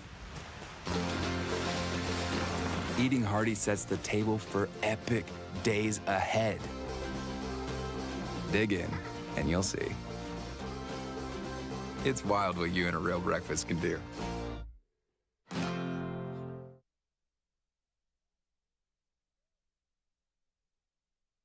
Stop that. Stop that. Yeah, I hear him chat to the noise. Can't stop for the talking. I hear him chat with the boys. Nice keep talking. Just too sharp with the prize. Let them tell me I'm awesome. Yeah, hot like fire on the pine. If you wanna touch me, please use caution. My name is Jeff Vierling, co-founder of Tailwind Nutrition. We make drink mixes for athletes to help you fuel, hydrate, and recover for all sorts of outdoor activities. Running, cycling, hiking, climbing, any sport where you're working up a sweat. We manufacture our own products in Durango, Colorado, and we test and use them on the trails of the beautiful San Juan Mountains. Our mission and our passion is to help athletes achieve their goals and to feel great while doing it. We couple proven nutrition that's simple to use, easy on your gut, and tastes great with encouragement and education. You can think of us as your support crew. We're right there with you doing whatever it takes to help you get across the finish line with a smile on your face.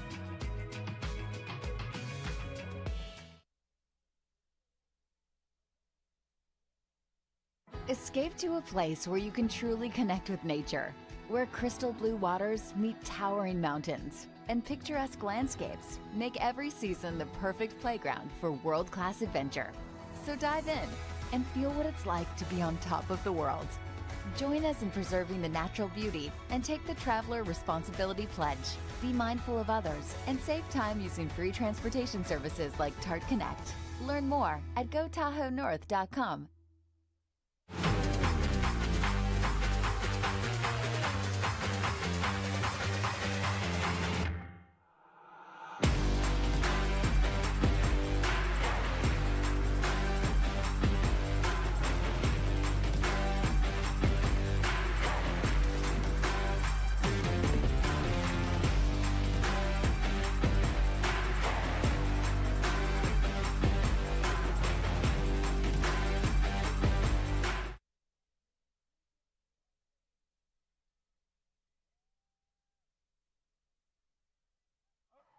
Okay, welcome back to the 2023 Broken Arrow Sky Race presented by Solomon. My name is Dylan Bowman, joined by Corinne Malcolm all day. And now we have a very special guest, our 2023 23K champion, Eli Hemming. Last year, second place. This year, the champ.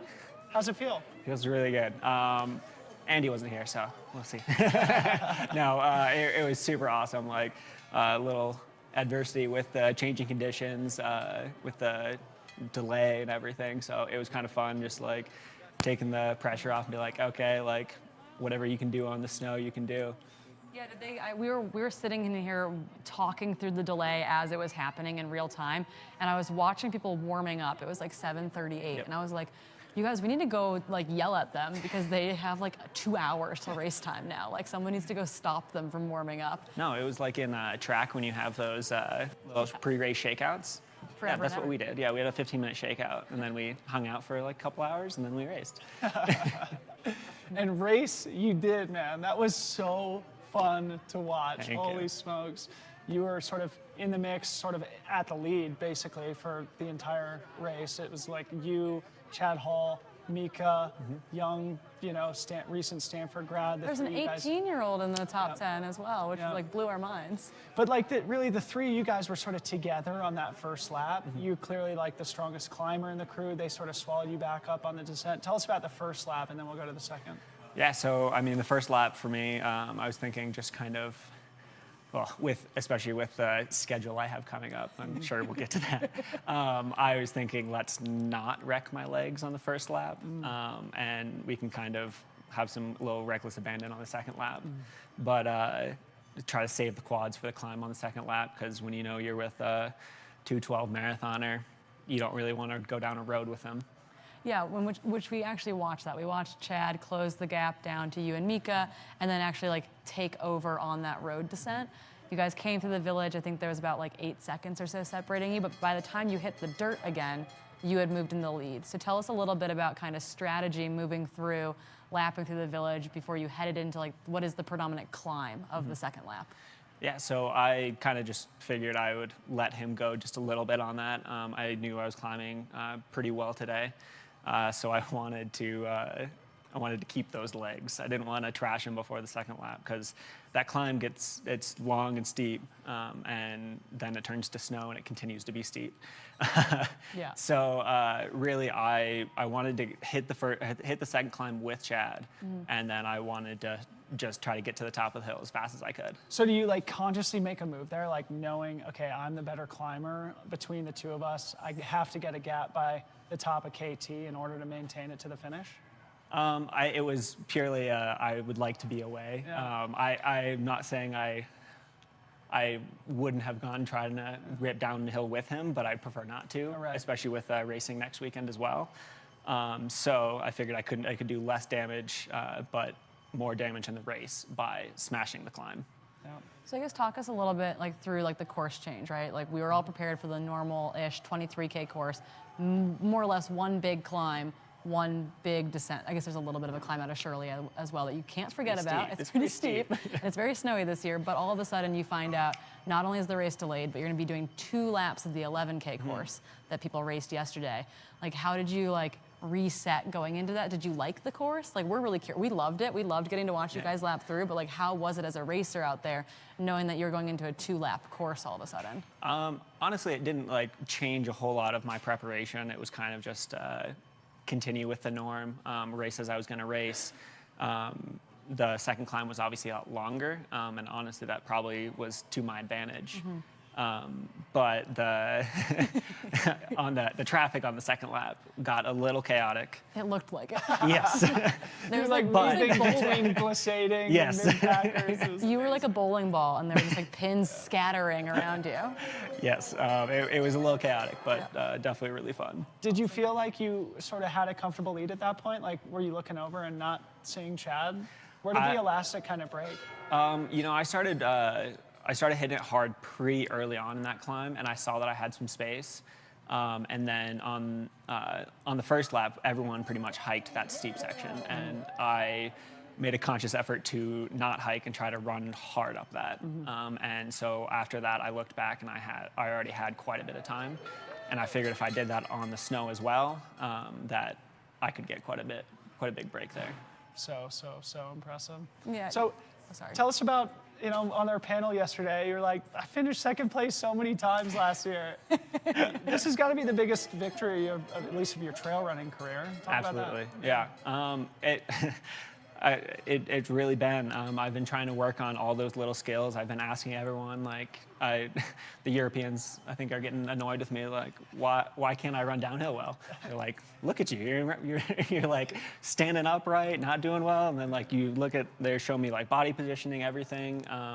And I think just time spent is one of the biggest things for me. And so learning the skills there is going so huge. And I think I hope that's gonna keep showing this year.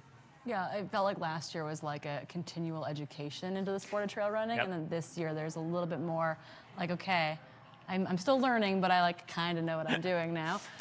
Last year I was calling it the trial by fire, and this year I'm gonna call myself a trail runner. Cool, I think that's fair. So speaking of being a trail runner, we just found out that you've got a flight to catch at 6 p.m. tonight to take off for another slew of racing. So we've been kind of hyping you up this entire time. Tell us what's coming down the pipeline.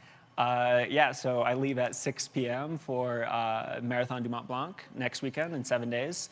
And then on July 4th, I'm going to Mount Marathon. Casual, a little turnaround there.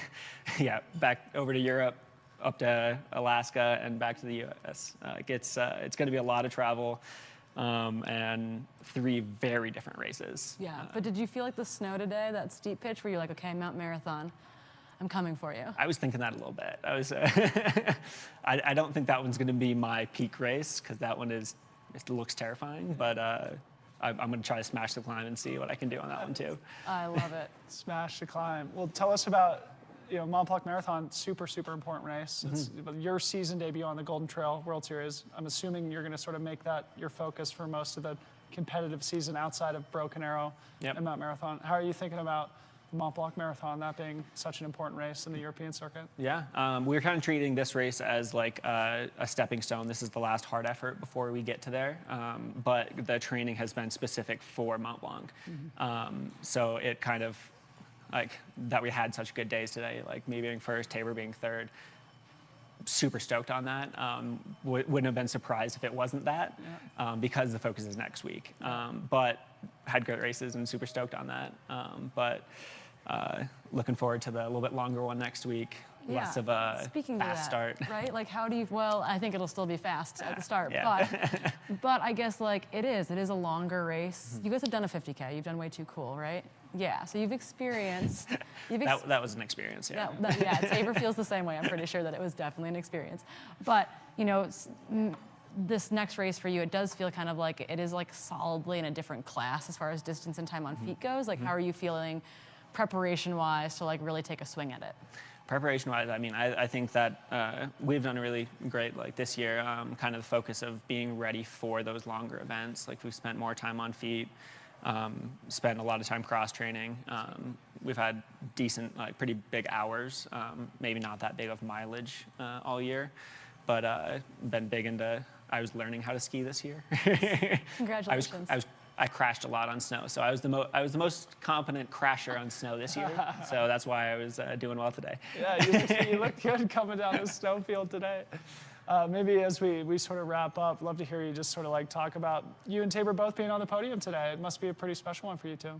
Yeah, I'm super stoked. I mean, I think I kind of came in with a pretty big aerobic background being a triathlete, and she came in from CU being plagued with injuries all the time. And so I'm trying to stay the better Hemming for a little while, but I'm not sure that's going to stay that way. The battle of the Hemmings will battle continue. of the Hemmings. Oh, it is, absolutely. It's just starting. There's a YouTube series, I think, in there somewhere. Well, man, what an awesome race. Congratulations on finally breaking through those second place finishes that you racked up. It's going to be so fun to watch your race next weekend over in Chamonix, the Mount Marathon, the weekend after that, and to see what you do the rest of the season. Congratulations. Thank you so much. Thanks for coming in studio. Thank Travel safe. We're going to throw over to Scott Rokas to get a little behind the scenes action here in the studio. Oh my goodness. I hope you guys enjoyed that. This is a 3-year vision for me that I wanted to pull off, and I cannot just give enough thanks to everybody involved with this. There's 2 things I want to mention, and one thing, the stats that came out since I recently started working with Alt Sign Up is the beginning of this race in 2016, we had a female participation rate of about 35%, and looking at our data, we found out this year it's 45% in women's field. So I think that's tremendous growth, and we're happy to, that's one of my key focuses. You also know that our photographer team out there is majority women, and they have been just kicking butt this whole weekend. Huge days, big packs around. So I am stoked to see that growth across our race. So the other thing I wanted to mention to keep out is, not only do we have this, but in 2 weeks, Ultra Sign Up's launching their own series. It's called the Dirt Circus, and it's going to be bringing runners together, race directors together, and elites into a 6-city tour. The information is available on our website, and it's going to be covering all things trails. So look out for Dirt Circus. First race is coming up July 1st, and I believe the next one's around July 22nd in Auburn. And now I want to go down to our race director. He's going to be at the finish line, and he's going to give us a feel. Can you imagine his position this morning when he found out he's going to have to make an entirely new race course? So let's see what he's feeling.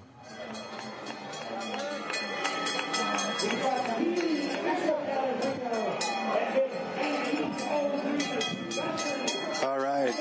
Well, I just want to say thank you to everyone enjoying this event today. We had some adverse weather conditions, and everyone was awesome about our course adjustments. We're firm believers of working together as a team, but really the greatest reward for us is to see everyone show up here and go for the full send and have a great day, a great weekend.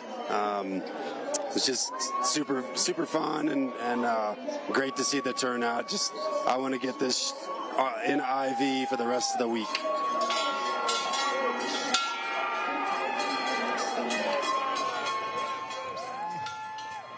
Oh, okay. Well, I can keep going. The performances today, next level. Having the World Mountain Running Association in Lake Tahoe is so awesome, let alone the Golden Trail National Series. So thanks everyone for coming. We love you.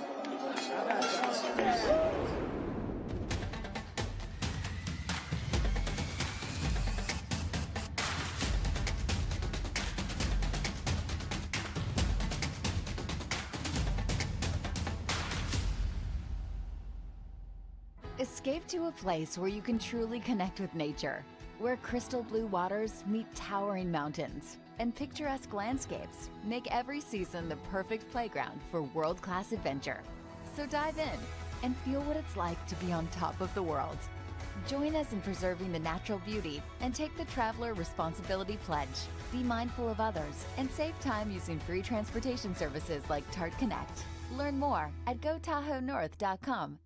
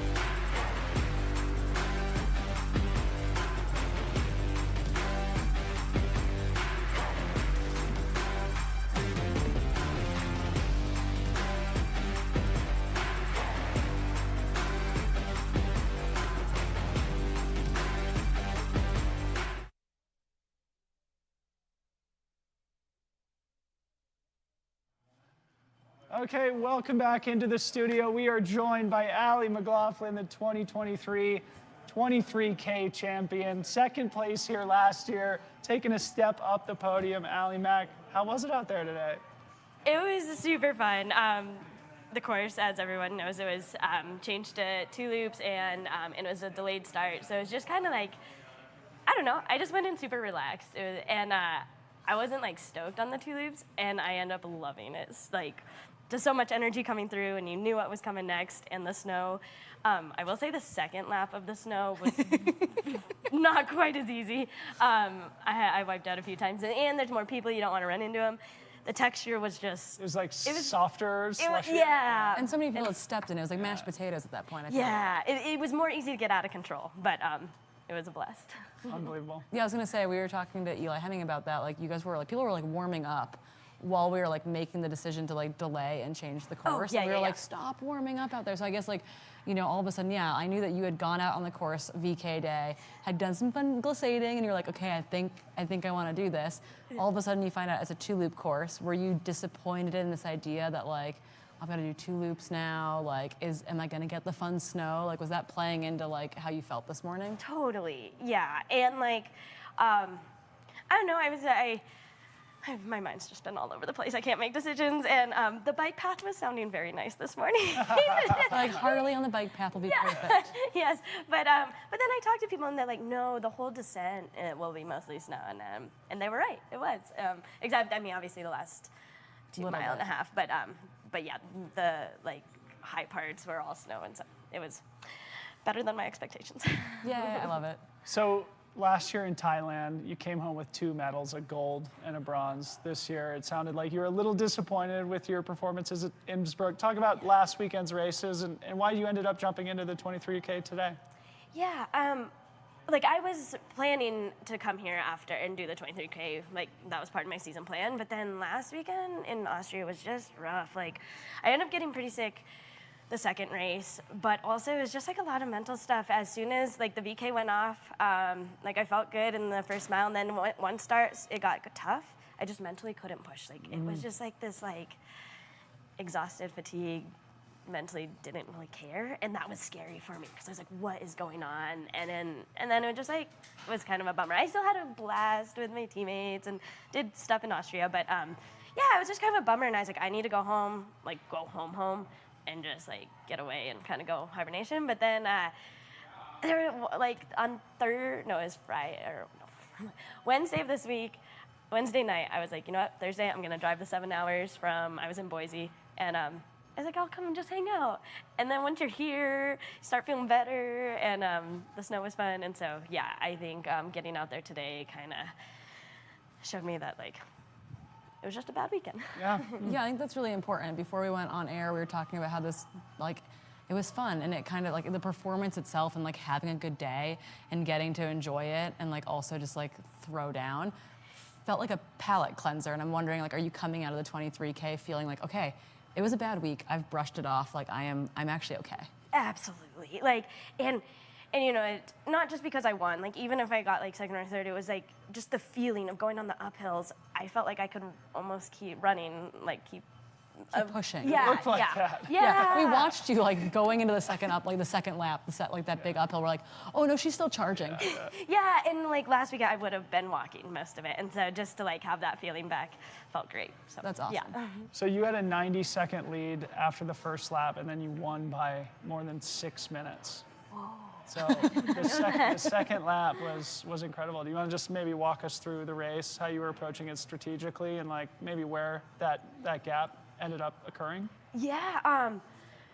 So yeah, that's information to me. I kind of heard a few different numbers, but I started out super conservative. I like to blast out, but I was in like 4th or 5th in the first mile and just like kind of felt like I was going for a run. And then slowly I was with Taper for a little while, and I just felt good, and I kept going. And then the snow parts felt like the incline to me. I mean, they were like stairs. That felt great. Saw so many people I know.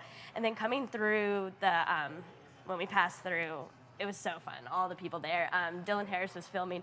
Well, first of all, on the snow part, that was fun. And to one of the filmers, I was like, you ready for a ride? And I just took off, and I was like... You were like rolling down the windows. No, yeah, like you were like leaning forward into it. We're like, it doesn't even look like she's on snow. Like she's just flying right now. Well, luckily, because I went up and had fun on Friday, I knew if you fell, it didn't hurt too bad. I actually like smacked my head on Friday, and it was like, oh, it's just snow. So I had like no fear today. And then coming through, Dylan Harris was filming, and I tried to like out sprint him for a minute, and I was like, oh, that was a bad idea. But yeah, just coming up the second loop, I was like, I knew I had a little bit of lead, and I was like, if I keep moving at this pace, they're gonna have to really pick it up to catch me. So I'm like, just don't die. Yeah. That was my strategic We have to give a plan. quick shout out. That's Buzz Burrell making his way down the hill. Go Buzz! Go Buzz! I'm podcasting with him later to talk about his race weekend. We did the VK hung too. out. It's Yes, we amazing. saw him. We had dinner with him the other night. He's a hoot. Yeah, he is a character. All-time legend. Yeah, he's been in this The sport. creator of the fastest known time movement, Buzz Burrell, for those who don't know, among many other things. People in the comments while they were watching you run downhill were like, is she paragliding? Like they're like, there's no way that she's running downhill right now. Like it looked that effortless. So I guess talk about the second loop. We watched the chaos unfold a bit. We had some pretty good images of, I think we only saw one tumble on your side, but we saw like just the navigation of other humans out there seemed like a real factor. And I'm wondering, like, were people supportive? Were they cheering you on? Like, how was it navigating? Because I kind of love looped or out and backs, getting to see other people. Yeah. Like, was it fun? Was it frustrating? Was it the perfect combination? It was super fun, and everyone was so nice. I felt bad sometimes because I didn't want them to have to move. Yeah, and so usually, like, sometimes they'd be like, "What do you want?" I was like, "Just stay there. I'll die, and just don't move at the last second." I creeped up on a few people, but didn't take anyone out. So that's all that matters. Yeah. So, with this renewed enthusiasm and the mental willingness to push, where can we look forward to seeing you race next? I'm still gonna kind of go hibernate for a little while, but no, Sears and all, I think in August, and then OCC. Yes, I think the little European push in Have you done that in the race fall will be yet? amazing. No, Sears and all. No, I have not. Been You're told to gonna do it for love it. years, and I am. That feels like a great race for you, given the uphill- 2,000 meters uphill. Yeah, the and uphill then- is bonkers, and then the downhill is like, it's like rolls along the top, and then like the mega downhill is so much fun. Like you can like good. let it go on it. And you'll just pass people because there'll be all these dudes that go out like way too hard, and you just like will fly by anyone who's made mistakes. It's awesome. You're gonna love it. Great. I think, I have some specific training to do, but I'm excited. Well, I think it's great to hear you say, still go enjoy a little bit of a hibernation after all you've accomplished. This last 12, 18 months for you has been huge. You've Insane. done so much, and now you've got a really positive data point to go hibernate Totally, on before you buckle up again for the summer. Thank you. Congratulations to Allie McLaughlin, your 2023 23K champion. We're going to throw it back to Scott Rokas in the studio. All right, guys. One of the things we know in Broken Arrow is everyone is a rock star. So every year, a real honor of mine is focusing on some of the stories around the race, right? Everybody's in the race, some of the things, the way we have, like this year's story highlights how the finisher trophies were made. And everybody knows Patty O'Leary is a well-loved part of the family, well-loved individual. His fiance is actually an artist and designed all of these finisher trophies that they're gonna take home. And Tony with the Sony made a video for us, and we want to throw to that video now to show you the amount of effort that goes behind these trophies. And we want to thank very much the North Tahoe Community Alliance for the funding to be able to bring these stories to you. So here we are. The steps that we take, no matter how small, are always leading us somewhere. The journey that trail running can take you on is so special because of the environments that we bring ourselves to for these races. It's unlike any other sport, really, that you get to explore the most spectacular wildernesses while also pushing yourself and taking yourself on an internal journey. My name is Eleanor Schultz, and I'm a visual artist. For the Broken Arrow first place trophies, I was given instructions to make something that was beautiful, something that would be a showpiece that people would be proud to have, and also that would be a little bit difficult to get home on an airplane. So I really value this sense of play that was communicated to me from the very beginning, and I wanted to make something that people would really treasure, that was both beautiful and functional, and that could bring them happiness. I decided to illustrate a mountain lupine scene and a three-dimensional shadow lamp that has illustrations cut out of it, and it functions as an actual lampshade so that light can shine through and cast the shadows on the walls. The shape of the trophies is a direct reference to these 20-sided shapes that my grandfather used to build over and over and over again. He was a farmer, but he was also an inventor and an artist, and I really connect to and share this just desire to build and desire to make, and I've always wanted to create one of these shapes in his memory. I just really love them. I hope that the people who win these trophies really love and cherish them as well. One of the coolest things about this sport is the places that it takes you and the environment that you get to build a really strong relationship with. So you get to explore just incredible terrain. The North Tahoe trails are unparalleled, and Lupine has always reminded me of that area. Trail running is all about combining individual steps over and over and over again until you begin to build something that's so much larger than just taking 1 or 2 steps through the mountains. I really love this idea of small acts of repetition building up in an act of devotion into something extraordinary. So even though the individual steps may seem small, the journey that you take through these acts of repetition eventually bring you to somewhere really beautiful.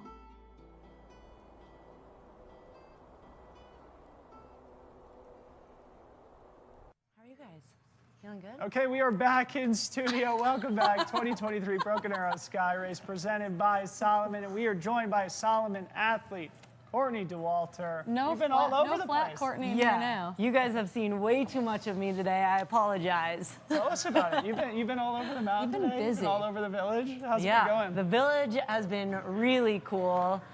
It warmed up a lot, so temperatures are quite pleasant for just hanging out and watching finishers come in. And there's a huge screen out there where you can watch the entire broadcast. So people are like feeling really in the race. Is it weird that people are sitting out there right now listening to this conversation? Hello. Hi, we have her, we stole her, we borrowed her for a little bit, and according to the live chat, infinite Courtneys is the right amount of Courtneys. Oh boy. But what did people say about the shark versus the anaconda? I don't think we got a clear answer on Okay. that. I think we did get a response that from the National Park Service, running in groups was the best way to deter bears. Yeah. And having some slower friends. And you know what else is good to have if you're getting chased by a bear? Ooh, Maybe a love pair that. of poles. Love that. What about some Lecky poles? Yeah, Lecky Poles, the best in the business. Lecky, a great sponsor and supporter of today's broadcast and of the Broken Arrow Sky Race, and a supporter of yours, I'm sure, Courtney, right? Yeah, all of us, right? Yeah, Yes. technically 3 Lecky athletes all up on stage together. It really is an amazing product, and How did maybe they each figure of us. that out? How'd they get all of us up here? Yeah, so maybe each of us can contribute a little insight as to how we use poles in training and competition. And I don't know if you want to start, Corinne. Maybe that would be fun. Yeah, I'm kind of, well, you come from a Nordic skiing background a little bit as well. We both skied in high school, and I skied collegiately and post-collegiatally, like playing Like in the a mountains. boss. Playing in the mountains felt really natural with poles. Like I got into trail running because it was basically what we did every Saturday for Nordic skiing. We like ate snacks in the woods for long runs. It was great. And so, oh, we got extra Courtney's going on here. This is, Courtney's not uncomfortable at all. But I would bring, you know, like bringing poles is, oh no, we've lost her. Oh, she's gonna turn the interview on us at any point. But, Yeah. So yeah, using poles is completely like feels really normal and natural to me, but I know that's not the case for a lot of people. Yep. And so practice is a big deal. Bringing your poles with you on many year runs is a big deal. If you're ever going to use them during a race, you got to practice with them. Right. Yeah, for sure. Would you guys have raced with them today on this course? I think it's a really interesting mix of things. There are parts where it was super steep where I was like, ooh, I'd be happy to have poles. I would. But I think I'd want little snow baskets because I think they'd be a little bit punchy with these little guys. Yeah, the snow definitely adds a different factor, but the steepness for sure would be great for poles. I love these ones because of the hand grip and the, I don't know, how small they break down when you're not using them and how much then effort and force you can push through the pole when it's connected to your hand like this. I think they would have been perfect for this course. Yeah, and we did see a lot of individuals out there with them too, particularly through the middle and the back of the pack as well. Lots of pole used out there. I think you could use them as a rudder too if you were like butt glissading, right? Ooh. A little bit of steering out there. Yeah, I think in particular though, they get more useful the longer the race gets, especially for like the athletes at the front of the pack. Like for example, in the VK, I think only Morgan Elliott was using poles. We saw Amanda Basham using poles too in the women's race. I can't recall anybody in the front of the field today in the 23K that was using them, but certainly like coming up at Hard Rock, where you and I will both be running, at UTMB later in the summer, and the longer distance mountain races, they become super duper important to the front of the pack. But for the middle and the back of the pack, they're great tools out there. Yeah, they become, so I've got an athlete running the 23K. He's gonna have a fun but long day out there. And that was a huge conversation we had, was like, you know, for him, poles add balance. They add an ability to have like an additional support for both. Like the uphill is a big deal for keeping you upright, for allowing you to drive into the hill. But on the downhill too, it's like having the ability to put a hand down without having to actually put a hand down, using the pole to kind of not brake so much on the downhill, but kind of like guide, steer, balance. It like keeps me from, I think, like falling over part of the time. Yeah, we had a bunch of people from Free Trail who were training for the race this weekend too, and all, you know, not traditional pole users, don't come from the Nordic skiing background or the Alpine skiing background. And same thing you said, Corinne, it's just like practice makes perfect. Just get used to having them in your hands, march uphill with it, and you sort of develop the technique over time. Courtney, you've got a couple big weeks coming up. You've got one race that doesn't allow poles in Western States. And then No traction, no poles for you. Perfect. Ice Love it. skates. maybe give us a quick preview of how you're thinking about those couple races coming up. Two races that are in like juxtaposition. Yeah, so Western States is next weekend. A faster, more runnable, hotter 100-mile race, and then Hard Rock 3 weeks later, high altitude, more of a hiking race. I am mostly just thinking about Western States at this point and going full on, leave it all out there, and then we'll see what I can do in those 3 weeks between to get ready to push my way up some mountains in the San Juans of Colorado. So we will see.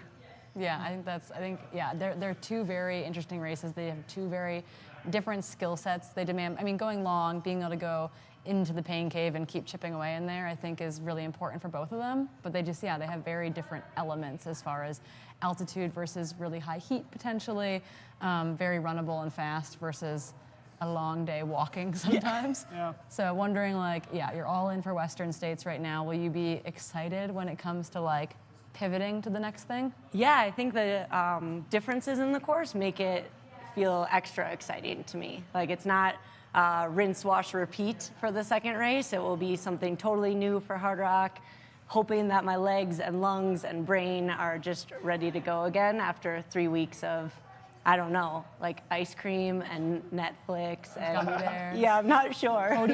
Kodiak cake pancakes with lots of maple syrup. Yeah. Both courses, though, will have plenty of snow on them. The Western States course, I mean, what, maybe 30 miles of patchy snow? And then the San Juans in Colorado have tons of snow still. Do they? So, yeah. Yeah, So get Dylan's ready. like not ready yet for it. Looks like I got to go for a lap this I was afternoon. gonna say, Dylan, speaking of training and Hard Rock, before we get off this subject too much, you've been training predominantly in the Bay Area for Hard Rock, which we know is a very vertical focused race. Have you broke the poles out yet? I have not broken the poles out once this season yet, no, but immediately after Western States, I'll drive directly to Silverton, where the poles will be in my hands basically several hours a day, I hope, for the first 2 weeks I'm there, as I try and get my training done at the very last second leading into the race. Cramming for the exam. Cramming for the test. I love it. But getting poles in your hand for those weeks will be super helpful. Like, my arms get tired in those first runs of the year with them. Yeah, you Like, definitely whoa. do need to like train it the first couple long days you have them out. I'd like to use them a lot on the downhills too. Like at Hard Rock when I did it in 2021, I had my poles out for probably like 60 miles of that race, like the last 60 miles. Oh I yeah, never put them away. TDS, etc. Like there are times where I just don't put my poles away. I'm like, I don't need to store them anywhere. Because You may like unclip out of them and carry them in one Yep. hand, but not put them away. But I mean, you know, Hard Rock, the every climb, you're basically just power hiking up with the poles out and then using them for balance and Yeah, that was, so we got people on screen right now using poles, making their way up. We did have one question from the audience, and that was, like, what is your favorite way to store poles when you're not actively using them during a race? Are you using a quiver or a belt or stashing them in your pack, etc.? I think I prefer the quiver. So it just straps onto your pack that you're wearing and they slide right in. That's one of the coolest parts of these, is that they're super easy in and out because a huge part of it just stays on your hand the whole time. But yeah, I think that's a very easy way to access them in and out as much as you need to. Yeah, totally. And What it do you also- do? Oh, well, I'm kind of in the Dylan camp where sometimes I just don't put them away. But we're lucky, a lot of our shorts now for our team competitively comes with like pole like loops already sewn into them. So instead of having to wear a belt with pole loops, etc., we can just like slide them basically into the back of our shorts, and they hang right there. Yeah. It's just amazing how much the equipment has advanced in the last 10 years, Yeah. including the poles. I mean, for the first decade, that they were basically trekking poles that people used That in fully, trail like- races. like- now these yeah, are just they fully, so like, climb hyper advanced, crazy light, carbon, pretty durable too for how light they are. The ability to stow them, really fantastic tools for mountain running. Yeah, could not agree more. Courtney, we're gonna let you go back out into the wild. I think we're gonna throw back to Scott Rokas in studio behind the scenes. All right, when we talk about behind the scenes, we talk about the months and months it takes to prepare this stuff. And part of that is the storytelling. And that's, for me, I don't know if many know, like I lived in a van for 6 years to build a new career focused solely on storytelling. And when I had this idea to join, or this opportunity to join Ultra Sign Up, one of the things that would stood out so importantly to me is the ability to bring these stories that I've been passionately pursuing for the last 7 or 8 years to a wider audience. And so the next two we're gonna bring to you through Ultra Sign Up and the support of NTCA helps us show that we want to celebrate every part of this sport and the colorful stories and the spirit, not only here but around the country, the events around the country. And so I think Rebecca tells it really well. I'd be surprised if some of you don't have a tear after this piece, but we all have a place here, and it's quite an honor and thankful to Tony with a Sony to be able to document this and bring this to everybody. So I hope you really enjoy this next section. Following Rebecca will be just a really fun recovery from those tears and some great footage of Tahoe and the amazing trails we have here with Helen. So let's go ahead and kick off this moment with Rebecca, and it's an honor to bring these stories to you. So thank you.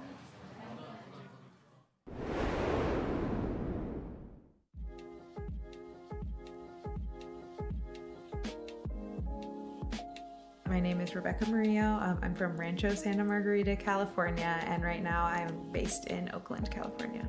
Running has been a really good kind of constant in my life. I think running does help me set goals in a way that I know and that I can be consistent with. Doing that has also brought me a lot of amazing friendships, and even outside of like that social aspect, it's helped me gain more confidence personally, and that confidence has been translated to like many other aspects of my life. Community has been a huge part of my running journey. I think that finding trail running community has been like important in my development as a runner and a person. And then in the last few years, I've been running with the Renegade running community here in Oakland, and it's been great to see it grow. Seeing all different kinds of people come to the runs and the ways that everybody in that community has supported each other. And that's been really special. When I think about my role and sort of increasing representation, being Latina and like having that called out, like it's amazing to be like someone who can help increase representation. But there's also times where people will say, oh, you only got this advantage because you are Latina. And that is not a great feeling. So I think sometimes when I think about representation, I get hit with those feelings. I think more people need to know that they deserve to be here. And I think sometimes it's hard to acknowledge that because maybe you feel like you don't deserve to be here. The core of what I want to be saying by like being this person, and that sometimes it is hard to say like, yeah, I want to share my story, or yes, I want to be doing this, because you don't want to feel like that's the only reason why you're getting it. But also it is important to know like you deserve the opportunity. You've been putting in the work and you deserve it. And those are sometimes things I have to remind myself, and things that I want others to be able to feel in themselves. They deserve to be here. Why should they come to Broken Arrow? Or like, why should they do this crazy race? Or why should they do any of this? Because they deserve that. And I think, everybody deserves to be like the best version of themselves and to pursue the things that bring them a lot of joy. And this is the thing that brings me a lot of joy. And so I hope that in sharing my story that I can help convince myself I deserve to be here and help others like believe that they deserve to be here also.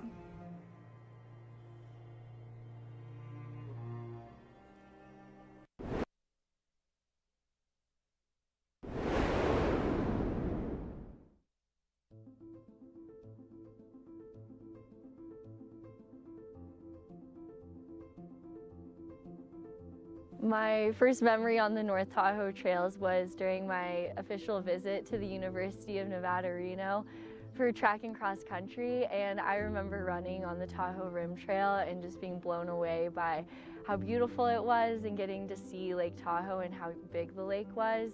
It was just another moment where I feel like I fell in love with trail running. Something that I think is really special about North Lake is just the collective community of everyone loves to recreate, whatever that is. Maybe that's trail running, maybe it's skiing, mountain biking, and I feel like during winter there's a collective hype about when it snows and everyone gets really excited and you get to talk about that, and I feel as if the same thing starts to happen around this time of year when trails start to melt out and you start to hear from other trail runners or bikers like, oh, this trail's here, and I just feel like the collective excitement of the outdoors is something that's really special to this area. If you really enjoy getting to spend time in nature, I think that North Tahoe is such a great place to come visit. It's beautiful this time of year, and we have so many trails and so many different places to explore. Okay, and welcome back in studio here as we make our way into the afternoon here on a beautiful day in Palisades Tahoe. I'm Dylan Bowman, joined by Corinne Malcolm. Corinne, let's catch the people up on the women's race. We haven't talked about that in a little bit. Now we have a lot of deep results, so we could probably go, 15 or 20 deep if we feel like I'm going to pull up what we've got going on. We'll get graphics made for this in a little bit, I think. But Allie Mack was really the talk of the town. won by 6 minutes over Anna Gibson. Tabor Hemming was just behind her. Janelle Links in fourth, really close, actually finished there between Anna, Tabor, and Janelle. Another 2 minutes back was Sarah Willett. Again, she was third in the VK on Friday. Back in sixth position, Anna Dubé. Oh, we got, yes, they have it on the screen for us. Thanks, team. Seventh, Sarah Gall. Eighth, Laurel Moyer. Ninth, Rachel Mao. And 10th, Andy Cornish. And again, Andy Cornish was that really young runner out of Boulder. I think she's 20 years old. I'll try to pull. 22 years old 22 from years Jackson, old. Wyoming. Oh, Jackson, that's right. She was I was like the Anna Gibson, the next Anna Gibson in this group. So yeah, really great field of results. Can pull up maybe who finished just outside that group as well. Yeah, going just a little bit deeper, Amanda Basham finishing 11th and rounding out her Triple Crown effort this weekend. Yeah, awesome and I think job by Amanda. I think that means that she will likely take the Triple Crown over Lindsay Allison, who will be the second female, I think, in that Triple Crown competition. Again, Amanda Basham using this race weekend to train for UTMB. She had her poles out, her lucky poles out all weekend as well as she is prepping specifically for UTMB at the end of the summer. Yeah, it looks like Lindsay Allison was back in 20th place. Yeah, so. Rachel Drake 14th, Chessa Adset Morris, we talked about earlier, back in 16th, Sam Lewis 17th, Carly Rempel 18th. This is actually a very deep women's field. Super deep. Speaking of deep, let's just wrap up the men real quick before we talk a little bit more about some of the great stuff happening here at Broken Arrow. I've got we've got it up on our screen here too. So again, Eli Hemming, so cool to sit with him here in studio and hear about his day. This kid has such a bright future ahead. Yeah, Chad Hall, who was in second, we were told that he ran a 4:11 mile to close on the road. Mika Young, Stanford standout in third. Talon Hole, we were told, ran a 4:16 mile to bridge up to end up in that fourth place position. He flew down the road to claim fourth. Henry Amando, who we watched in the VK, finishing fifth. Your favorite, I think, out of Salt Lake City, Garrett. My new fave. New fave. Speaking of which, you gotta follow Garrett Corcoran on Instagram. It's absolutely hilarious. Isn't he like Garrett the Parrot? Garrett the Parrot. Yeah. It's so funny. Just raced Worlds, super mega talented. I feel like we need to merge him with Talon Hall. Talon's a really fast guy, you know, trains really fast, and then Garrett's like wandering around in the Wasatch for like 8 hours at a time, just doing vert. He came to the elite men's panel yesterday with his snowboard underneath his arm because he had just done a few laps at Alpine Meadows. Casual. So yeah, I feel like we need to blend some like track workouts into Garrett's life, and he's going to be absolutely unstoppable. Right behind him though, 18-year-old Allie Paplin. Like, how cool was that? So cool. It'd be awesome if we could get Allie in studio here too at some point. It seems like a really fun storyline from the weekend. He did the VK as well, finishing 7th here in the 23K. Absolutely incredible, 18 years young. Then Abraham Hernandez also had a great VK on Friday, finishing 8th, 27-year-old. Led the VK for a while too. Yeah, he did. From Mexico, great to have some more international flavor in the race today. Patrick Parcell, the local, finishing 9th. And then Andre Fafar from the Czech Republic finishing 10th. Looking a little bit further back, we had some other really interesting athletes. Raul Sanchez, also an international athlete from Spain. We had Rafal Matuzak from the San Francisco Bay Area, Joey DeFeo from Flagstaff, Zach Hanna, who came all the way from Northern Ireland. And he just guess who Zach Hanna just edged beat. out Patty. Oh, I can't wait to talk to those guys. I feel like Patty, not that Patty owes Zach a Coke, I think. I don't think Zach drinks beer, but there must be some sort of bet on the line between those two guys. So 2 Irishmen finishing 14th and 15th. And yeah, like you said, Corinne, just incredible depth, incredible talent here throughout the top 20 in both races. Yeah, Allie Mack finishing 19th overall on the day. Unreal. So that's just a quick wrap up of all the action here in the professional ranks, but we still have hundreds of runners out on the course today. We've got Buzz Burrell in studio, the all-time legend, the creator of fastestknowntime.com, among many other things. He's going to join us in studio in a second.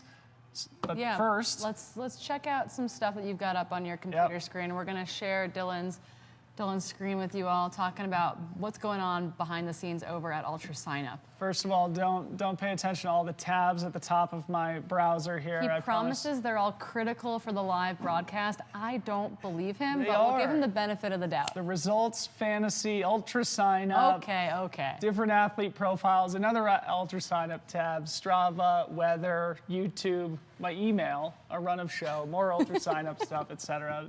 Speaking of ultra sign up, you heard Scott Rokas talk about the Dirt Circus earlier in our broadcast, and it bears repeating. Thank you to Ultra Sign Up for taking on this effort, for expanding their business outside of the core race registration service that they've provided for such a long time and have done such a great job, and now moving into the media space and also putting on their own awesome event, the Dirt Circus. So I've got it up on my screen now. We're just going to share a little bit about this. Scott already mentioned it, and then we're going to have David Callahan from Ultra Sign Up tell us a little bit about it as well. It looks like the season, or the circuit, and the circus is going to kick off in Denver on July 1st.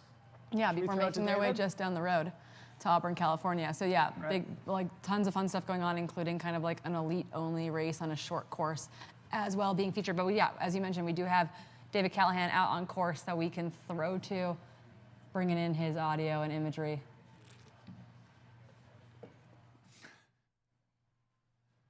To us again. Hope y'all can hear us up here. Pretty windy up here on the top, but we've just had an unbelievable day up here watching the runners first sort of scrabble up all the loose rocks earlier in the day. Now they're trying to make their way down the snow fields. All smiles. Everybody's having a great day. This weekend has been amazing for the Ultra Sign Up team. A lot of people don't know, but almost 3 years ago when we joined, Ultra Sign Up was a very different company. There was, just one part-time employee sort of helping keep the thing alive. Now we got a team of 20 that singular focus every day is how we can make trail running better for the community, how we can bring the community together, how we can build new tools, new products, new events, new features that keep building that community. And this weekend is a culmination of a lot of work from that team, a lot of long nights and a lot of skipped runs.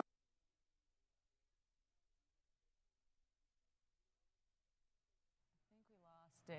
Yep. You can read that. We lost Dave, but I think we got the spirit of what Dave was trying to convey, thanking the team that he has assembled to help bring this whole broadcast together, including Scott Rokas, our executive producer, who again has been in charge of this broadcast each of the last 3 years. Corinne and I have been here for that entire time, and now Scott Rokas coming in-house and working with Ultra Sign Up to help sort of bring this whole race broadcast live streaming experience to life within their organization. Yeah, it's been super cool to be a tiny piece of the puzzle behind the scenes, but joining us in studio, the man, the myth, the legend, you transported here from the finish line, Buzz Burrell. How was your day out there?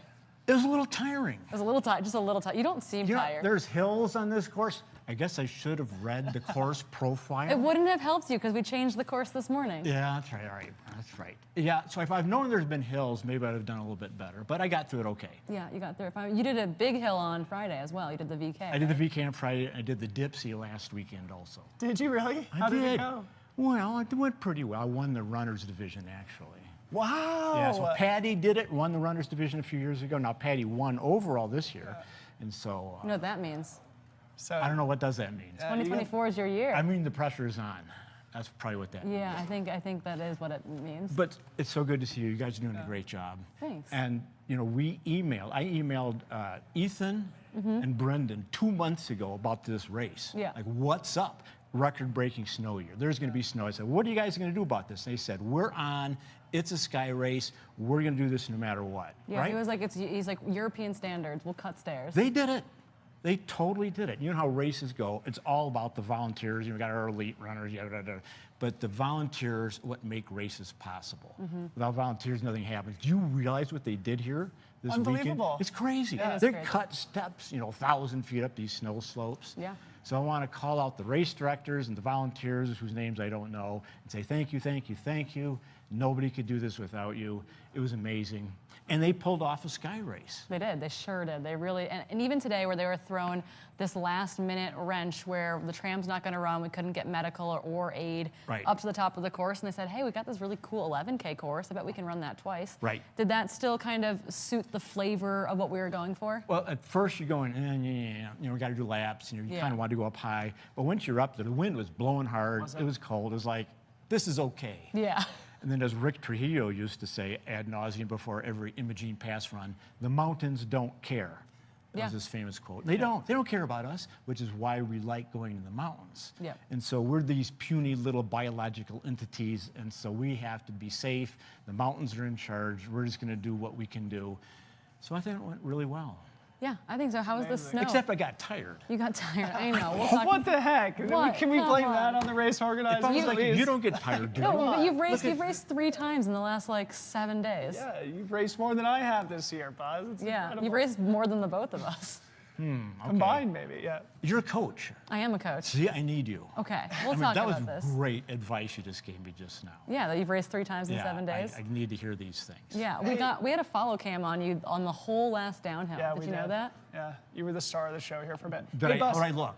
You have been a pioneer in the sport. And so for the people who are watching who may not be as familiar with your story, I think maybe you could provide an interesting lens through which you could talk about 2 things, both like the competitive side of the sport and the media side of the sport. I think Broken Arrow this weekend sort of is proving that we are in a new generation where both of those things are concerned. Is there anything you want to say there? Well, it has changed a little bit, hasn't it? When I started running, there didn't used to be professional runners. There's literally no such thing. And so now when you get these conversations about the professionalism of the sport, I'm going, well, heck, if you're getting free shoes, you're doing better than I did when I started. But it's going well, like you said, Ultra Sign Up. Ultra Sign Up is stepping in. They're a major player. Free trail. You guys are stepping up. And I think the whole idea is just raise the whole sea level, right? I don't think anyone's competing. Well, maybe some people in Europe whose names we're not going to mention are, but stateside, everyone's just trying to lift the boat. Everyone's cooperating. It's all for the good of the sport. It's that's symbiotic. That's my sense of it. I really like what Ultra Sign Up is doing. Yeah, it's really, really cool. I mean, we get to actually, in not too many hours, I've been texting with Tina, our producer for the Trailhead podcast about, okay, like, we'll talk to Buzz, we'll see when he finishes, we'll see when he wants to record later, but we're gonna sit down and talk more about this Broken Arrow experience, like talk a little bit too about, what you've been doing over at the Trailhead podcast and bringing that in together with all the folks over at Ultra Sign Up. Right. Well, Debo, thanks for asking that question, though. I did Sky Race in the Alps decades ago. It's like, this is all I wanted to do. So to be able to do it without leaving the States is really fun. Super fun. Yeah, and they did it. I mean, you could take those cameras and go like that, and you go, wow, it's beautiful. But you saw the on-course cameras. I mean, it was blue skies smiling at me, nothing but blue skies. Oops, I shouldn't do that, should I? Yeah, we'll cut you off eventually. Okay, all right. Yeah, so at any rate, Sky Racing is here in the United States. It's really fun. These race directors did a great job. It's in a great place. I had a good time, except I got tired. Yeah, we'll have to fix that. We'll go back to the drawing board on the old training plan. Thank you. Appreciate it. So, but Corinne asked you about the podcast with Ultra Sign Up. Yeah, let's talk about it just a little bit before we boot you out of here. Well, it's called The Trailhead. You and I are the co-hosts. We are. We sure are. It's a plug. It's a plug. And this is the first time Corinne and I have ever seen each other in person. Yeah, we've had a lot of computer time together. Right. But I'll say, and I think our hair looks as crazy on computer as it does. We'll keep it under your hat today. Okay. But it's good to finally put the face together. It is. And it's nice to see, in flesh and blood, charming, good people. You get the vibe. Feels really good to me. But the Ultra Sign Up podcast is called The Trailhead, and it's short. It's only 30 minutes long.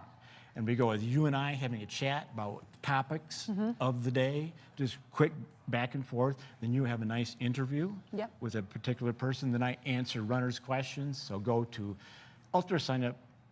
What is it? ultrasignup.com, isn't it? Yep, it is. And then the podcast, it's a good podcast. I really think Corinne and I do a good job. And Tina, our esteemed producer, does a great job.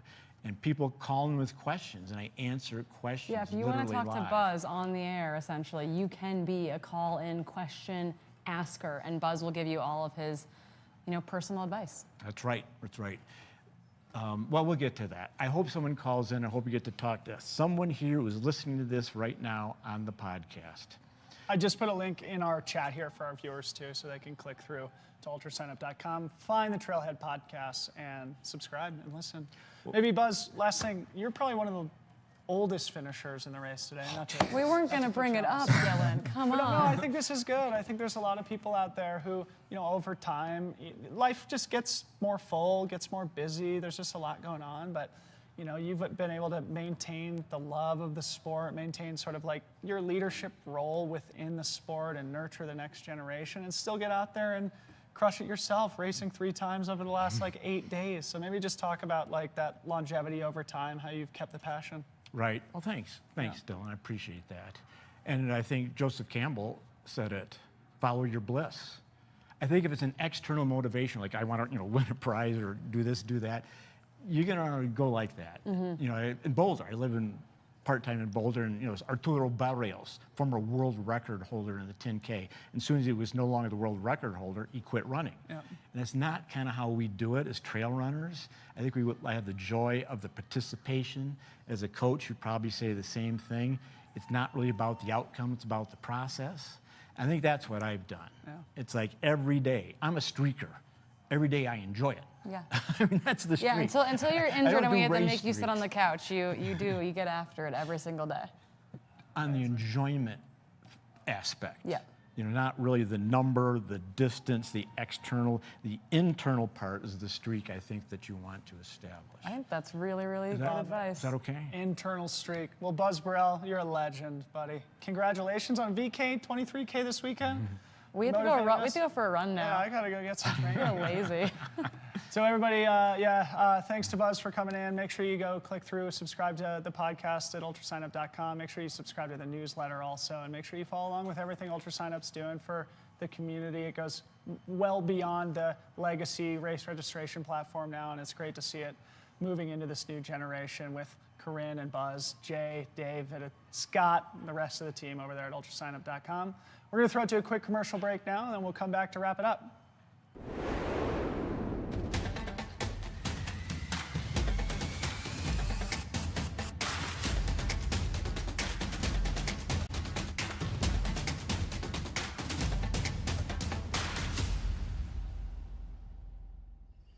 You don't get a fire in your belly with a cold breakfast. You gotta light that sucker up with the good stuff. The real stuff. Whole grains and a whole lot of protein stuff. Eating hearty sets the table for epic days ahead.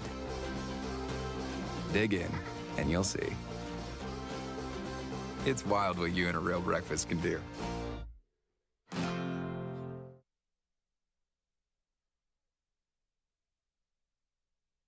Stop that. Stop that. Yeah, I hear him chat to the noise. Can't stop for the talking. I hear him chat with the boys. Nice, keep walking, yeah. Just too sharp with the prize. They tell me I'm awesome, yeah. Hot like fire on the pan. If you wanna touch me, please use caution. My name is Jeff Vierling, co-founder of Tailwind Nutrition.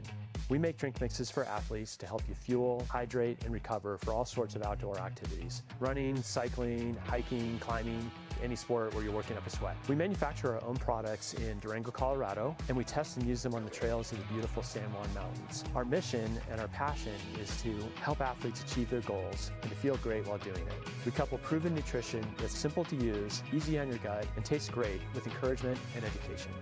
You can think of us as your support crew. We're right there with you doing whatever it takes to help you get across the finish line with a smile on your face.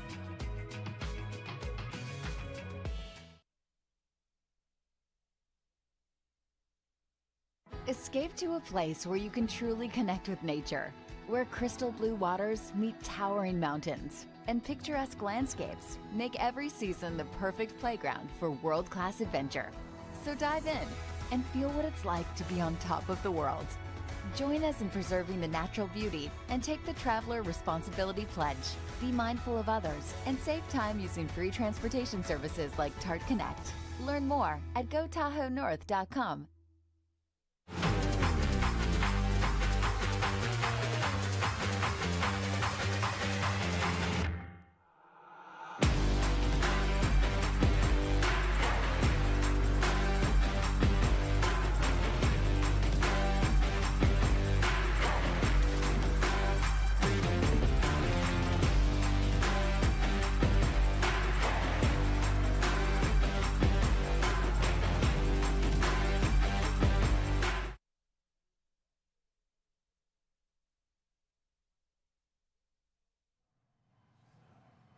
and welcome back in studio here as we wrap up our coverage of the 2023 Broken Arrow Sky Race. We are joined by the man himself, Mr. Brendan Madigan.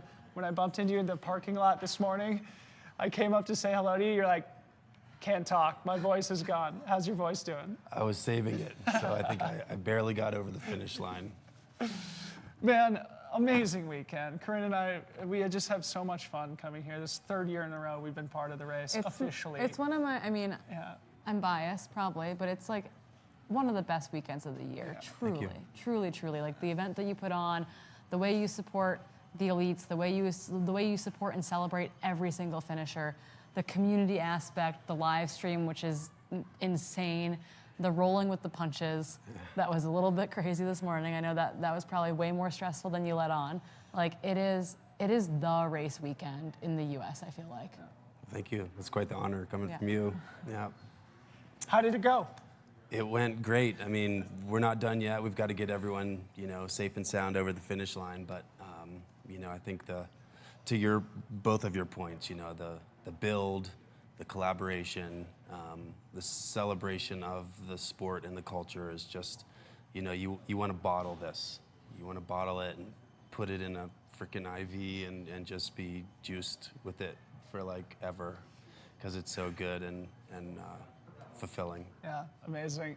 I'm reminded, I have a graphic up on my screen. If we still have the ability to share my screen, I think this would be relevant for the listeners and a good thing for Brendan to expand on, of just the growth of this event since its inception. I mean, Corinne mentioned, this is like an iconic race on not only the North American, but the international circuit now. We had an incredible international field assemble here today. And this is a graph showing that growth from the humble beginnings in 2016, of course, the cancellation in 2020, but maybe just walk us through this progression and more or less just give us your macro reflection on what you've built here.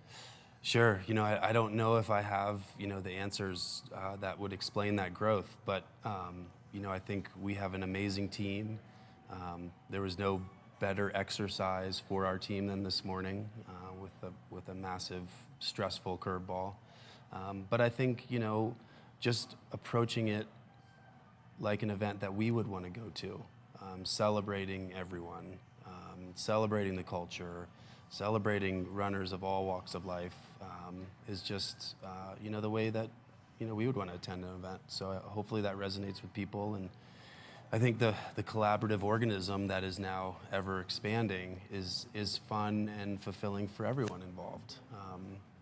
Life is short, and I think running is a metaphor for life. And when you see every spectrum, everything on the human, like compassion spectrum, you see people at the finish line, you see people cheering strangers on and high-fiving strangers. Like, the world is a crazy place, and this is like one little safe, tree of trust that we can celebrate each other and treat each other with love.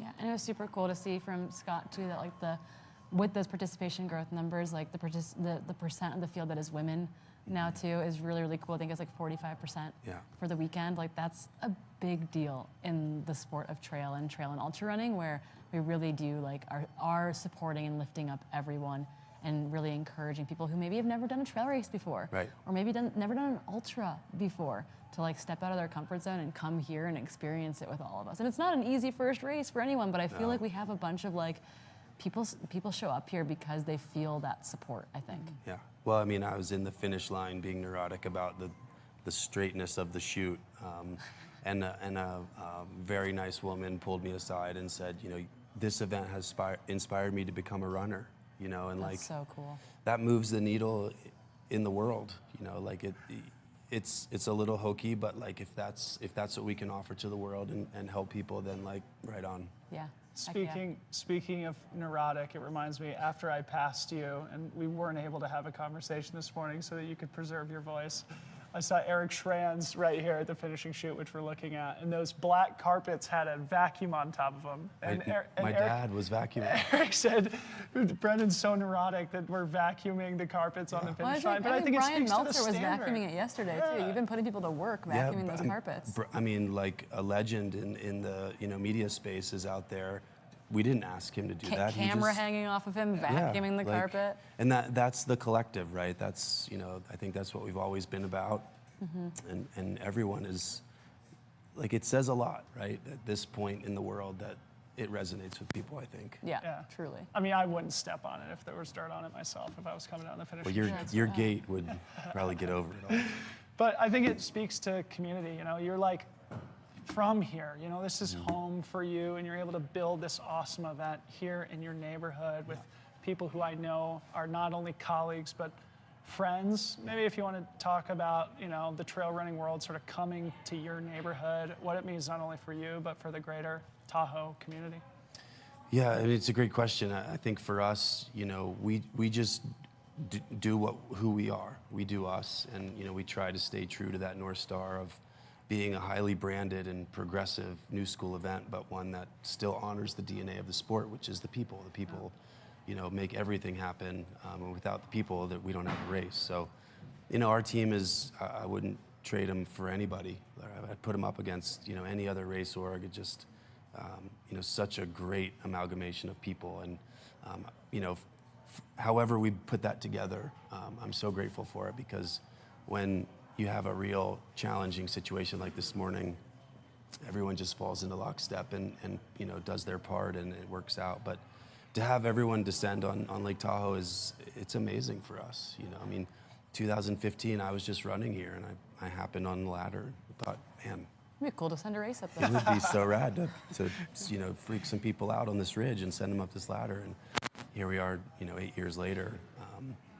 And what's I think really special for me, besides the organic build, is the Europeans are here finally. And this finally feels like we wanted it to feel. It's full, it's buzzing, it's continual. And the Europeans, like, I just talked to Raul Criado, and he was gushing about how much fun he had. So, you know, hopefully we can bring more of the Europeans back and give them some of the flavor. So cool. Yeah, and I mean, it's something Corinne and I have been talking about all weekend too on the broadcast too, something that you sort of mentioned, in that it feels both like a grassroots community race and also almost like a running festival, right? Like you said, being highly branded, progressive, but also really, you know, honoring that legacy and the values of the sport. Yeah, I think it's vital. You know, I mean, it all comes back to the people. People like Buzz came before us, and we're just standing on their shoulders, really. And we're stewards of the sport, and we're just trying to do a good thing that people can enjoy and have fun at, and hopefully punish themselves pretty heavily. Yeah. Maybe last thing, I know Scott Rokas is a friend of yours, and he's now in-house with Ultra Sign Up. This has been a big transition sort of behind the scenes that Corinne and I have been a part of Ultra Sign Up sort of taking control of the broadcast here. It's a big investment from them. Anything you want to say about that before we wrap up? Well, I think just that we're so grateful for the partnership. You know, Scott and I are friends. I think he called me his first client, which I had forgotten about, but when he was living in a van, probably? In my driveway, maybe. You know, we have this great kind of organic, collaborative, you know, relationship, and I'm grateful that Ultra Sign Up has come in and supported his vision, and then, you know, he and I just try to stay, you know, continually collaborating from an artistic side to bring what you see here, and you both are part of that, you know, and the team, like, you guys have been part of it since the beginning, and you know, we're really grateful for that. It's just, it's tremendous. Like, when I walk in this room on Wednesday night or Thursday night, whatever it was, I was just floored by the amount of technology and how it looks. I mean, it looks like a newsroom. TV set. You know, it's so rad. But I know the teams that Scott is working with on the back end too has just been amazing, and yeah, couldn't be more grateful. Do you have any parting words for people who might be watching the live stream this year to get to, you know, hit that button to sign up and come join us in person next year? Yeah. So we would love for anyone who's inspired to come join us. You know, we'll promise you a good time, and many different ways, from the actual racing to weekend-long events to clinics and seminars and live music, and you know, it's just tremendously validating for our entire team to look at that finish line chute and see it looks like a really legit finish line, which is so cool. It is a really legit finish line. The dream is, you know, kind of come true. So Totally testament to a lot of hard work, a lot of investment from a lot of people. Brendan, it's an honor to be here. Thanks for everything that you do. And thanks for being a leader, not only in your local community, but in trail running more generally. And on behalf of Corinne and I, thanks for letting us be part of it. Yeah. Thank you. Huge props. Appreciate you both. All right, folks, we'll take a quick break and then we'll wrap things up.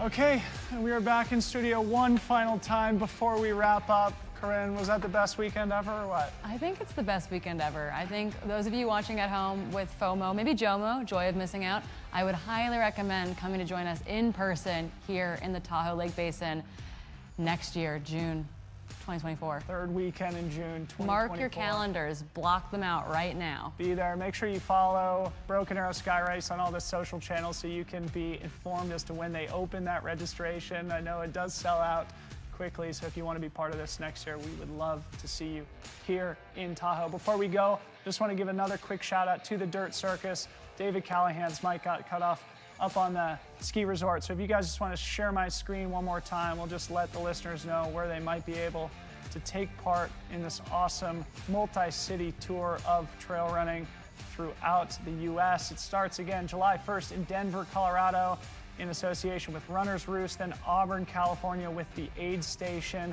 Nashville, Tennessee, the home of Ultra Sign Up on August 26th, Flower Mountain, Texas, September 30th, Phoenix, Arizona, October 21st, and then the finale in Bentonville, Arkansas, a town that has become famous in off-road cycling, will now become a place where off-road running happens. Sounds like a super fun tour, Corinne. Yeah, it sounds absolutely amazing. Okay, and a quick shout out to the rest of our sponsors. Again, Solomon was the presenting sponsor of the Broken Arrow SKYRACE, North Tahoe Community Alliance, of course, bringing people to the local community, Tailwind Nutrition, Lakey Poles, GoPro the cameras, Kodiak cakes, or flapjacks as Courtney called them, and Cetus the great running insoles. For shoes, Corinne, are you gonna go get out for a run? I'm hoping so. I might need a nap first, and then a chat with Buzz, and then definitely a run. I might go run the 11K course, you know? It's marked. Yeah. Might as well go slide in the snow. See if you can run it as fast as Allie Mack. Oh, no way. There's no way. Well, what a great weekend, Corinne. High fives. We did it. We did it. Another great weekend hanging out with you. And yeah, really appreciate everybody for following along at home. On behalf of myself, Corinne Malcolm, thanks for joining us. We'll see you again next time.